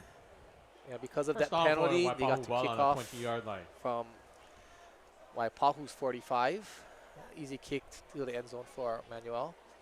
Wailoa's dad played for Iolani and is also on the coaching staff. He also has a brother in the 7th grade here. Yeah, and he's playing intermediate football for us. Cool out. You guys started up. You had a scrimmage today. Yes, How did that Pac go? 5. It went okay. We're getting better. That's the coach speak over there. It went okay. We're getting better. No one got hurt. That's the main thing. That's the main thing. Philo Ungo with it. His first carry of the second Philo Ungo, half. the ball carrier. He starts About out 5 well with yards. a 5-yard gain.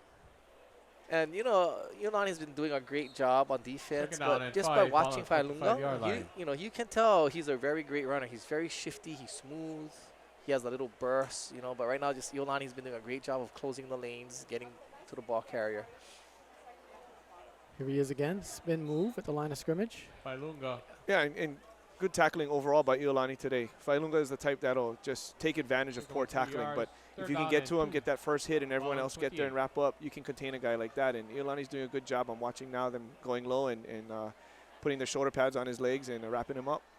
3rd and a long 2 here. Philo Ungo gets 3rd consecutive carry. He will not make the first down, though. No gain on the play. Bring up 4th down. Alfred did have 2 catches in the first half for 35 yards, so he had some impact in the passing game. 4th down for Waipahu. Coach Carvalho sends in the punt team. And Waipahu might be in a similar situation, down 55 points. They just want to get out of the game healthy with their key players ready to go for the next week. There's a lot of season left.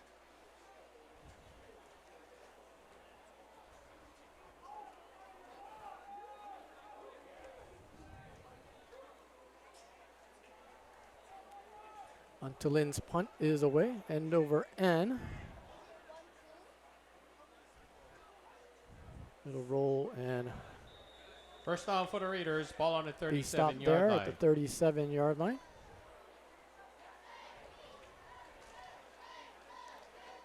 Raiders' first drive of the second half. They have already scored a touchdown on that 95-yard kickoff return by Kyler Mento. Samuel Faumina at the controls of the Raider offense. As I mentioned, Kaua Nishigaya is still in. He gets the ball, and he's wrapped up in the backfield. Nishigaya with the ball. Loss of 2 yards. Second down and Sam 12. was Ball on 35. 4 of 9 last week versus Kalani for 39 yards and had a touchdown. 21-yard touchdown pass to Noah Gaudi. And this is Gaudi with the ball. Paulina's pass is complete to Noah Gaudi. Right on cue. No gain on the play. He stopped inbounds. Doesn't matter. The clock will run anyway. This is the mercy rule timing, which is running Third down clock. for Iolani. If one team is behind by 35 points or more.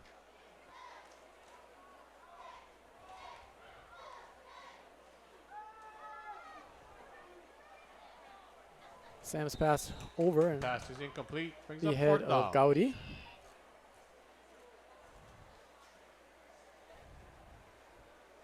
That'll bring up fourth down, and we will see the Raider punting unit.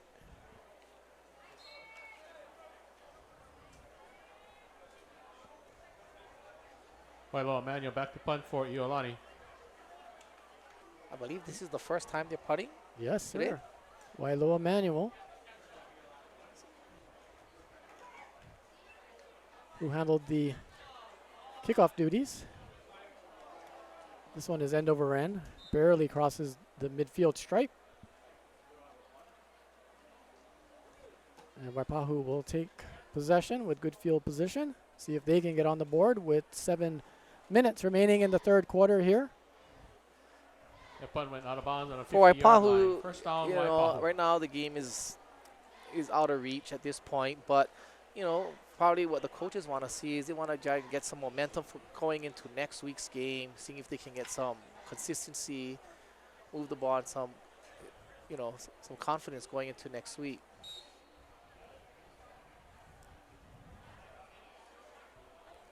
Here's Philo Unga. Wailunga with the ball. He's gang tackled by Took 3 off Raiders. 2 yards. Evan Shigemura, Kyler Mento.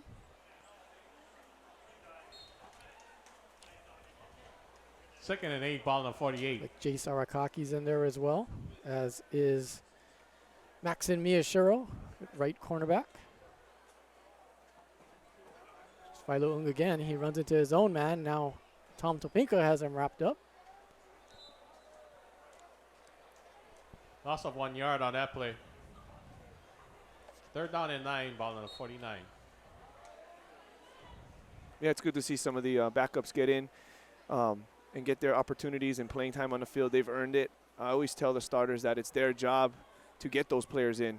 You know, they will all work hard during the week to make each other better. So it's good payoff for them. Fake to Philo Unga, long pass over the top. That's complete. And in for the touchdown, Matthew Fiesta. Cody Marquez to number 6, Matt Fiesta for Waipahu touchdown. 49-yard touchdown pass from Cody Marquez to Matthew Fiesta. Marauders on the board with 5:29 to go. Clock stops after a score. That was honestly good to see. Yep. I mean, maybe not from a Raider defensive standpoint, but just to see the team get something good on the board and see if they can build upon it. Yeah, and I think on that note, you got to get a positive out of everything. And what Waipahu's coaching Bryson staff now is Amoroso looking for with is the they're still anticipating a good season, and this is only the first season of the game. So if they're going to have success later on and into the playoffs, they're going to have to see how these players respond in this kind of situation. Are they going to build off this and make them stronger? Are they going to just completely give up? And it looks like they haven't. They're going to remember how they responded in this game and build off that. That's a great point. Both these teams, as we mentioned at the top, are in the Division 1. There's 10 teams. They'll play all 9 teams. But Waipahu, this game against an ILH opponent, they'll also play Damien, does not count in the OIA standings as they work toward their playoff for Division 2. It sounded really confusing, but they will advance to the middle division state tournament. So this game, in some ways, does not count for them. That's kind of the bright side that the coaching staff can tell these players. For Iolani, it does count. All 9 games that Iolani and Damien play will count in their standings, of course, because if it didn't, it would just be the head-to-head matchup. That would be interesting. So September 15th, that head-to-head matchup is crucial, but it is not the deal breaker, which makes an interesting thing. It kind of make a connection to maybe Major League Baseball and division races. That's Cole Ichikawa on the return. He gets loose on the far sideline. Nice return for Cole. 5'4", 136-pound junior. Seen some time in the slot and then running back for the Raiders. Yeah, it was a good return by Ichikawa. He actually thought he was in the end zone. The ball crossed the plane, looked back, but got the most out of it, about 34, 35 yards. First and 10 for the Raiders. Handoff into the middle to Rexton Suzuki. starting slot back, now filling in at running back. Rexton Suzuki, the ball carrier. Pick up of 2 yards, second down and 8. Ball on the 39. Noah Gowdy here on the near side along with Manuel. This is Suzuki once again. He's wrapped up. Suzuki with the ball. Short gain. Bring up Pick third up of down. 1 yard. So back to that division race. Will be interesting to watch. Raider fans will be looking at Damien and Damien's They're down in results. 7, ball on the 40 We'll yard tell you line. that the Monarchs beat Radford yesterday. Look strong doing that, 28-6. It's a completion. Molina's pass complete to Sam Cole. gets it to Call Cole. Penalty marker on the play. Got a penalty marker. Since we're talking about Damien, either Iolani or Damien will earn the ILH's lone berth into the HHSAA Division 1 State Championship Tournament. That's the middle division between the Open Division and Division 2. As I mentioned, the team higher in the standings gets in. 58. 10-yard penalty. Repeat the down. If the teams are tied, I believe that there will be a playoff because it's for a state berth and it requires a playoff. As I mentioned, it might kind of be like Major League Baseball, you know, we're going to like, oh, Damien, how did they do? Well, they beat Radford. So they're 1-0. Iolani looks like it will be 1-0. Yeah, and what I Third like down about and it is that 19, every ball game on the counts. 28-yard You line. know, I mean, like for Waipahu, you know, this game maybe does not really count for them. But, yeah, every game counts. Muina brought down Ball by Molina, sacked by Zachary number 32, Kamase. Zach Kamensi. And what I like seeing is, Loss of 5 you know, yards on Waipahu's the still play. playing Fourth tough down defense, for the flying around on the Raiders. field, and we talked about it. It doesn't count for them in the standings, but we got to remember these are kids, high school kids playing for the most part the love of the game, and you could tell them it doesn't count or it does count, and they'll still play their hearts out because Absolutely. they got pride and you know they want to represent you know their school and where they're from, and that's what it's all about. Manuel's punt, also end over end. Out on the sideline. And as we mentioned in the pregame show, this is a big matchup. You know, these two teams were among the 4 that were in last year's Division II state championship. So they kind of looking at each other, you know, hoping to make the final where they may have met the two Oahu teams. And First coming down here for to Waipahu, ball on the 45 Eddie yard Hamada line. Field is kind of a cool thing to do and to play this game, the Father Bray Classic, to be involved in it. See if they can put something positive together here. 2.5 minutes to go in the third quarter. They trail it 55-7. Cody Marquez still in at quarterback. That's complete to Matthew Fiesta, who scored the Waipahu Pass touchdown complete to a few minutes Fiesta. ago.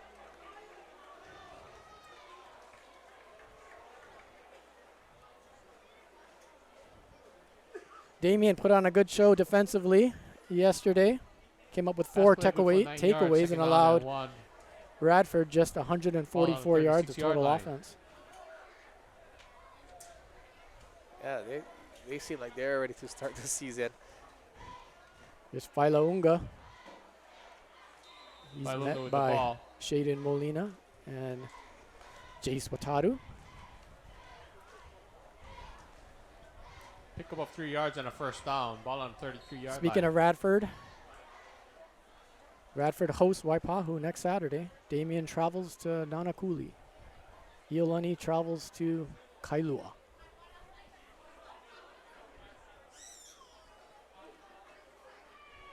Marquez straight back, fires over the middle into a crowd.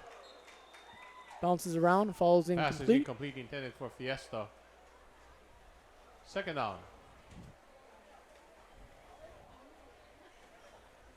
Nice play by Condor, staying with his receiver and getting his hand in there and blocking the ball away. It's tough for the DBs. They get their eyes locked in the backfield, and all of a sudden there comes a pass. So they got to remember their responsibilities.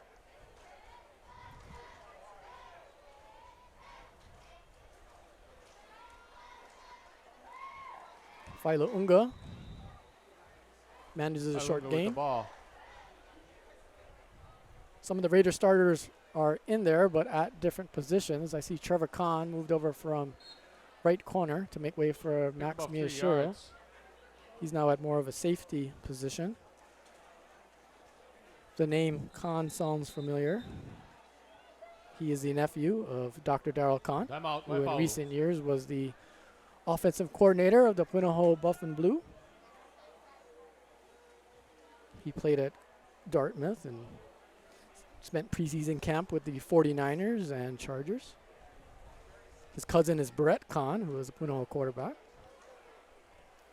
Another cousin, Carly, played volleyball at the University of Missouri and the University of Hawaii on the beach side.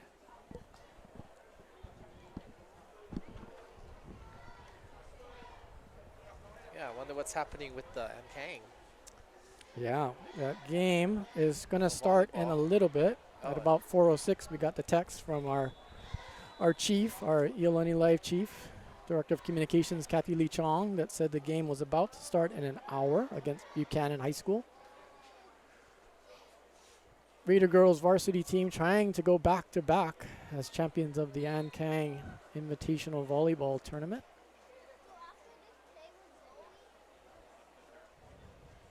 They're down for the Marauders.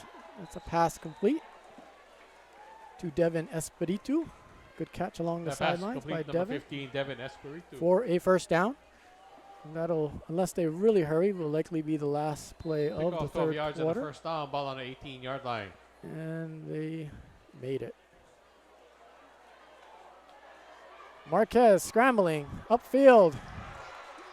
Dives out of bounds about the 2-yard line. So they'll Marquez, switch the ball ends. carrier. Yeah, Cody Mental End just of the barely third pushed him quarter. out of bounds. We'll have 12 more minutes of running time here.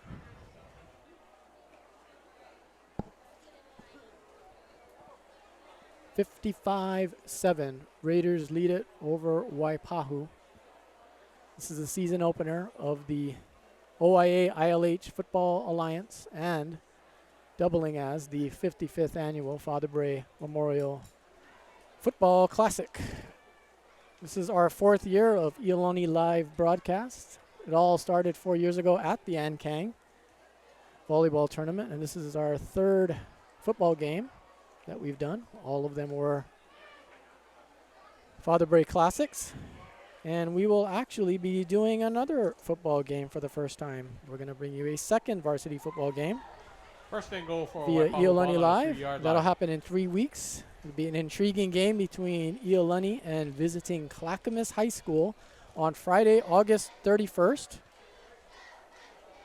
Clackamas is the defending Oregon 6A champions. Oh, is this And you might ask, 6A? what is 6A? Well, 6A is the top The division. top division? Oh, that would be a really good test. So the St. Louis Crusaders of the state of Oregon. We'll come here to Eddie Hamada Field on a Friday. Taruga picks up The 1 game will yard on kick the off play. at 3:15 after school.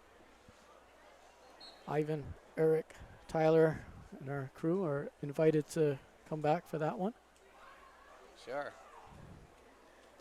Second and goal from the 2 for the Marauders. High snap.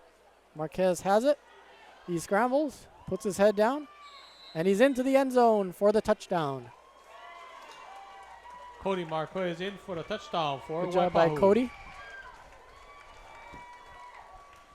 Working hard still here.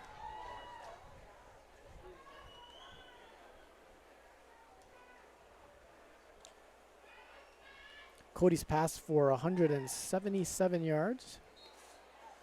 10 of 21. 1 touchdown through the air, couple interceptions.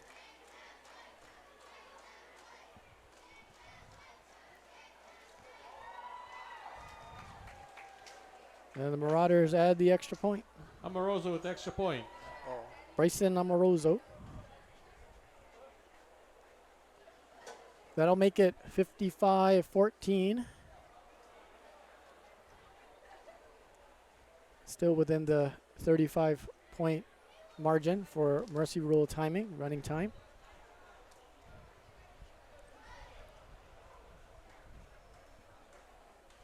I thought I saw Shimao warming up. the sideline. Maybe he'll get his chance at this position. Tate Shimao, the first freshman to start the season on the Iolani varsity football team.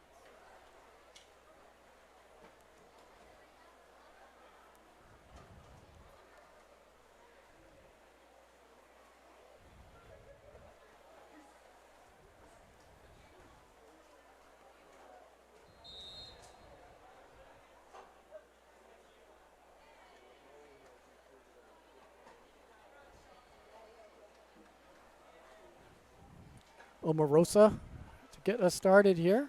Clock has stopped at 11:29 to go. Kind of a line driver.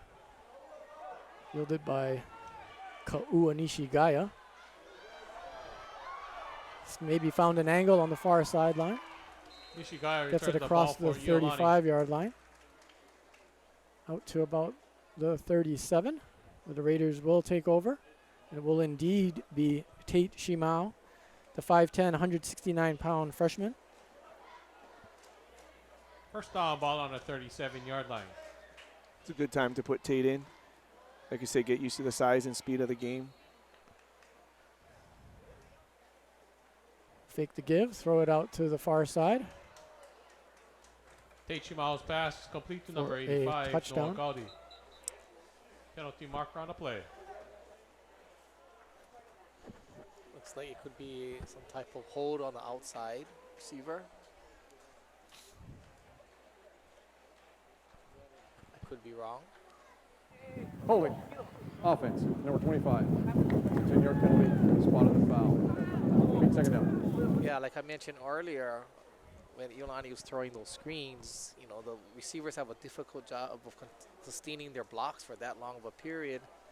And that one, you know, I guess he held on a little too long, but it is difficult. So that After wipes the out that penalty, first down completion and to 17, Gowdy, ball on the pushes the 30-yard Raiders line. back for a long 1st and 17 from the 30. Suzuki, the ball carrier. Rexton Suzuki with it. He'll gain Gain of about 5 yards on the 5. play.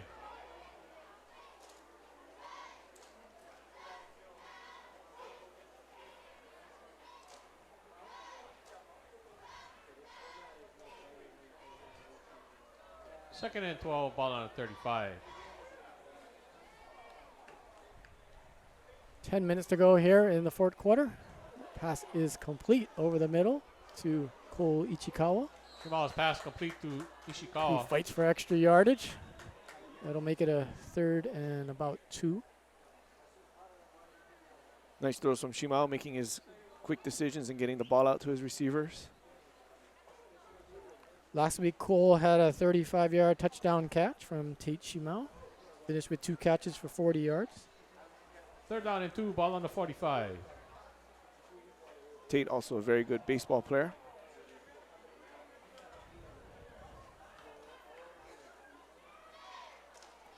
Takes the give to Nishigaya. Throw to the far side to Gowdy. And he gains enough for a Raider first down.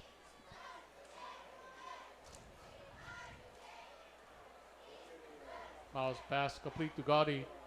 Pick Yeah, about 6 taking yards. taking what the defense gives them. First down They ball on load the the box. 49. They're throwing it outside till they adjust.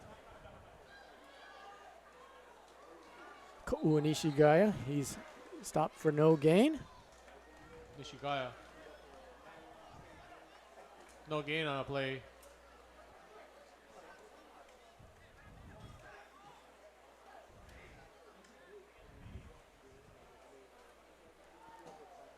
Largely the same Raider offensive line. I think I see Chase Kato in.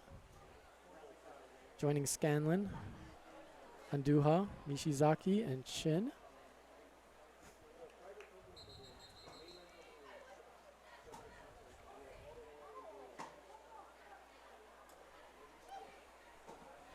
Front and snap. Encroachment on defense.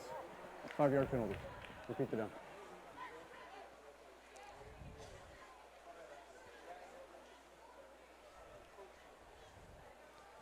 Penalty against the Marauders. That'll move the Raiders up 5 yards. Shimao Complete to Gowdy. And Noah will gain about 3. Pass complete to Gaudy. 5'7", 141 pounds sophomore. Pick up about 4 yards. 3rd down and 1. Ball on And the it's good 40-yard we're line. getting to see all 3 quarterbacks from Iolani, and all 3 of them, you notice, they're at different physical points in their life, different grade levels, but they all have nice quick releases. They throw nice balls, they get it to their receivers quickly. It starts with the coaching and intermediate from Coach Ivan and Coach Clint Onigama, and continues with quarterbacks Coach Joel Lane on the varsity level. They have good mechanics and really nice smooth motions. We've got a Waipahu player down, Armani Miles. A concern now for him. Hopefully he is okay. Just joined us. Eric Perkins just mentioned the 3rd Iolani quarterback in the game, and I've previously mentioned 1 substitution on the offensive line that we've seen. And that's not because coaching decision. It's coaching decision because there's just not a whole lot of players to put into the game. If you look at my board here, you've got 3 quarterbacks and you got the line up here, and there's just a sprinkling of other guys after those starters. Yeah, these guys got to be Iron Men out there, and play multiple snaps. They don't get rest, but they're in good shape. With Coach Dominic Kahuna's conditioning. Absolutely, This, from the linemen all the way down, to the skill guys. They're in shape, ready to go. Shimao gives it to the lone back, and that is Koa Nishigaya, who is still in the game. Almost because he has to be. You mentioned Dom Mahuna, and Coach Wendell Look always credits Dom Mahuna when they talk about the run of success in recent years. That was when Lost Coach 3 yards on the Ahuna play. Brings up 4th joined down. the school in the football program. Got these guys ready in the offseason to do this sort of work. Never the biggest, deepest team, but you can be in control of being the most conditioned team. Yeah, especially with the type of players that we have. Timeout, Waipahu. They train and condition to what our philosophy in the football program is. They want to be playing hard for 4 quarters, and they train that way. Being in the tip-top shape, preventing injuries. It's been very beneficial for Iolani. I just mentioned Coach Look. Believe it or not, he is in his 28th year of doing this. Wow. Head coach of the varsity football team. This is his 321st game. That's 2nd all-time in the state history behind Don Botello. 443, if you're keeping track. Huh. That's Coach Lick has been out there a long time, but that's still a ways to go. Right. Not that he's aiming for that, but we don't know. It's about 5 more seasons, no? He is 188, 188. 129, and has 3 ties. Wailoa Manuel's punt. Toward the near sideline, out at about the 30-yard line. Wailoa, many kickoffs. I don't know, didn't count. Mika Makekau came in for a couple. Kickoff team has been sent out there quite a bit. Raiders have scored 55 points to Waipahu's 14. See what the Marauders can get going. We look at the defense. You've got Shaden Molina, Lima Harbottle. 1st down for Waipahu, ball on the 30-yard Number line. 41 into the game. Joshua Miyazawa, brother of Jonah. That's Jace Wataru in the backfield. Marquez Pass gets is away from him, incomplete. but 2nd can't down. complete the pass. Back to defend for the Raiders. Kyler Mento. Another young sophomore out now is Vincent Jones. He's also getting his first reps here, number 36. Saw some action last week at Kalani. 5'8", 154-pound sophomore. It's good size out there. This Failaunga almost runs into the umpire. Is wrapped up by a couple Raiders. Leading the way, Jace Wataru. Pickup of 11 yards for Failunga. First Probably down. his longest run of the day there. Yeah. Previously was 9. Failaunga. He's chopped down in the backfield by Isaac Failunga with the Ignacio. ball. Pickup of 4 yards. Starts at that Raider back. Second down and 6. Yeah, ball good on the tackle by 45. Ignacio. Definitely undersized against the running back, and he came down and made a good form tackle. Brought him down. 5 minutes to go here. Failaunga has it. Big hole through the middle. Finally the brought ball down by carrier. Micah Kamat. Michael's father, Michael, class of 77. Raider football fans from back in the day probably remember Randy Kamat, class of 78. Pickup of 7 Classmate yards of and a Coach first Wendell down. Look. Ball on the 48. Quarterback of the Raiders. Failaunga, he carries it deeper into Raider territory across to the 44-yard line. Gain of 4 yards on the play. Second down and 6. Micah Kamat, I believe he's the long snapper on punts. Hard to see in there, but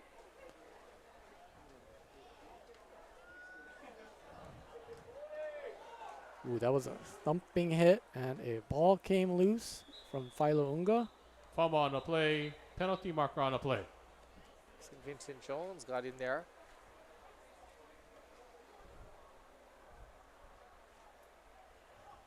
See how they sort this out.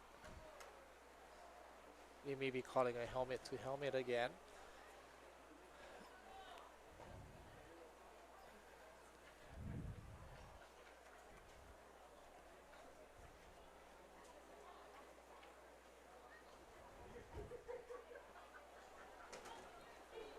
So Alfred Failaunga's 23rd carry.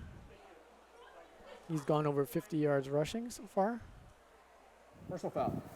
Illegal helmet contact on the defense. 15-yard penalty. Result of the penalty, first down. You were correct, Coach Suzuki. And again, Contact to the head. like Eric mentioned earlier, I don't think they're aiming for the helmet. Just when the After the running penalty, back's first going down down, for Waipahu, ball on the 25-yard contact line. happens. That's a tough one. Yeah. Is the defender really leading with their helmet to hit with it, or trying to make a tackle and just the way the pad level changes and their helmets collide? But it is for the safety. They want to see the defenders wrapping up, getting their shoulder in there and wrap up.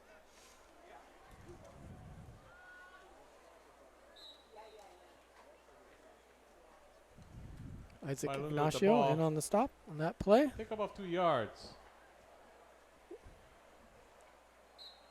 Be 2nd and 8 at the 23. Just about 3.5 minutes to go of running time here. And Waipahu's in a similar situation as Iolani with their depth. They're not the deepest team either with their numbers, so a lot of their starters have to stay in and finish the game. Marquez, that was Pass is incomplete. nearly Intended for complete Fiesta. to Clean up Fiesta. Third down. Fiesta had that long touchdown catch earlier in the game for 49 yards out.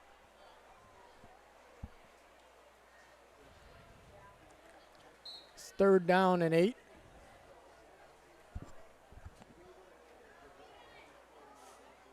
Four wide receivers to Marquez's right. He's flushed to the left and sacked by Isaac Ignacio. Sack is made by number 27. Isaac's had a good game Isaac here. Ignacio. That's 2 games in a row for him. Last week he had a Also 5 26-yard yards on the interception play. return for a touchdown and a sack. Isaac also competes on the wrestling and judo teams here at the school. Fourth down for Waipahu. Brother Noah Ball on the 28-yard line. played football here, also wrestler and judo, class of 17. His mother, another class of 87 classmate of mine, Susan. Great family. Marquez is passed knocked away by Trevor Kahn. Pass is incomplete. Waipahu loses the ball on downs. And the Raiders will Iolani take ball, over first and 10, ball as at the 28 clock goes yard line. under 2 minutes here. It's a good Just time a to reminder, thank everybody who football made fans, this after the game, Iolani no one Live will be allowed webcast onto the possible. field. After the game, no Iolani one School will be Physical allowed onto Plant, the field. Raider Athletic Department. They always provide some great assistance for these broadcasts. If you saw us here at Kazuki Stadium and Eddie Hamada Field, we're all over the place as the Raiders line up in the victory formation. It is one of the only times that they'll take a snap from under center. The other being spike to stop the clock, I believe. Yes. We also are led by our media manager services, who engineered and directed this 3-camera extravaganza today. Our longtime followers will probably notice that we had those extra views. Hope you enjoyed the coverage. Dane was in our control room, Teresa Shimamoto's office of the biology department. He was assisted in there by Harrison Lum, class of 11, the newest member of our communications department. Thank you to school videographer Mitch Viernes for his camera work this afternoon in the middle, 50-yard line. Also operating cameras were freshman Jack Jones of the class of 22 and sophomore Kun Woo Kim, class of 21. Jack's over there in the end zone. Did a great job today. Kun Woo is over to our right at about the 15-yard line on the Eva end. Audio engineering was handled by Mr. Kings Kalohelani today, a new member of our audiovisual department, and he was assisted by Mr. Reed Uweki of the recently graduated class of 2018. Also up here, helping us out, Tyler Street, class of 04, did a great job as our spotter. Also an intermediate football coach alongside Mr. Ivan Suzuki and Mr. Eric Perkins, who provided the color Our commentary. final score, Iolani 55, I'm John Tamanaha. Waipahu 14. Thank you for tuning in. It was a lot of fun to bring it to you. Hope you enjoyed watching it. Hope you learned a little bit about this team. Maybe the game was a bit lopsided, but you saw some plays, you maybe learned about some of these players, and we really encourage you to come out and support this Iolani Raider football team. Next week, they'll be at Kailua, kickoff at 7:30. Get out there and support this team. Thank you, football fans, Go for your to support. And please drive home safely. iolani.org/football for the full schedule. Any final thoughts? No, yeah, it was a great game for Iolani. If you guys have the chance to come on and watch this team play, and they play exciting brand of football, and I think they'll have a successful season. But it will be interesting and exciting to see with this new schedule format. So. Yeah, it's 11 consecutive games. They've gone through 2 of them. There are no breaks. If they qualify over Damien for the state tournament, then the Raiders will once again play into November. But yeah, let's follow this team. Eric Perkins, any final thoughts about what you saw from the returnees and the newcomers and the guys who were on your intermediate squad last year and how they came in and performed? Yeah, it was a good game. A lot of contributions from the returnees and the new guys getting on the field and contributing. And it was a good test beginning of the season. Against this Waipahu team, I think, any Iolani fan would be pleasantly surprised with the turnout because, it's just a new year. And every year you don't know how it's going to be. You're optimistic and there's talent on the team, but you got to see how you stack up to your competition. And it was a good victory today. All right, on behalf of the students, the faculty, staff, and administration of Iolani School, we would like to thank you for joining us today from wherever you tuned in to Iolani Live or around the world. Special thanks to head of school, Dr. Timothy Cottrell, who's now in his 7th year. Time flies. And his administration for supporting these live webcasts. School starts in 9 days. Oh. Did I have to mention that to you two teachers? That's all right. Looking forward to it. I'd also like to kind of recognize our hardworking Iolani Live crew. Once again, can't thank them enough. Dane Kurihara, Harrison Lum, Mitch Viernes, Kings Kalohelani, students out there as well, Jack Jones, Kun Woo Kim. We had Reed Uweki helping us out as he has for 4 years now. He's going to the University of Hawaii. Best wishes at the UH up the road, Reed. Tyler Street up here at our broadcast location. I'm John Tamanaha, signing off for Ivan Suzuki and Eric Perkins. We hope to hear you next time, Friday, August 13th, Iolani versus Clackamas. Aloha. Aloha. Aloha.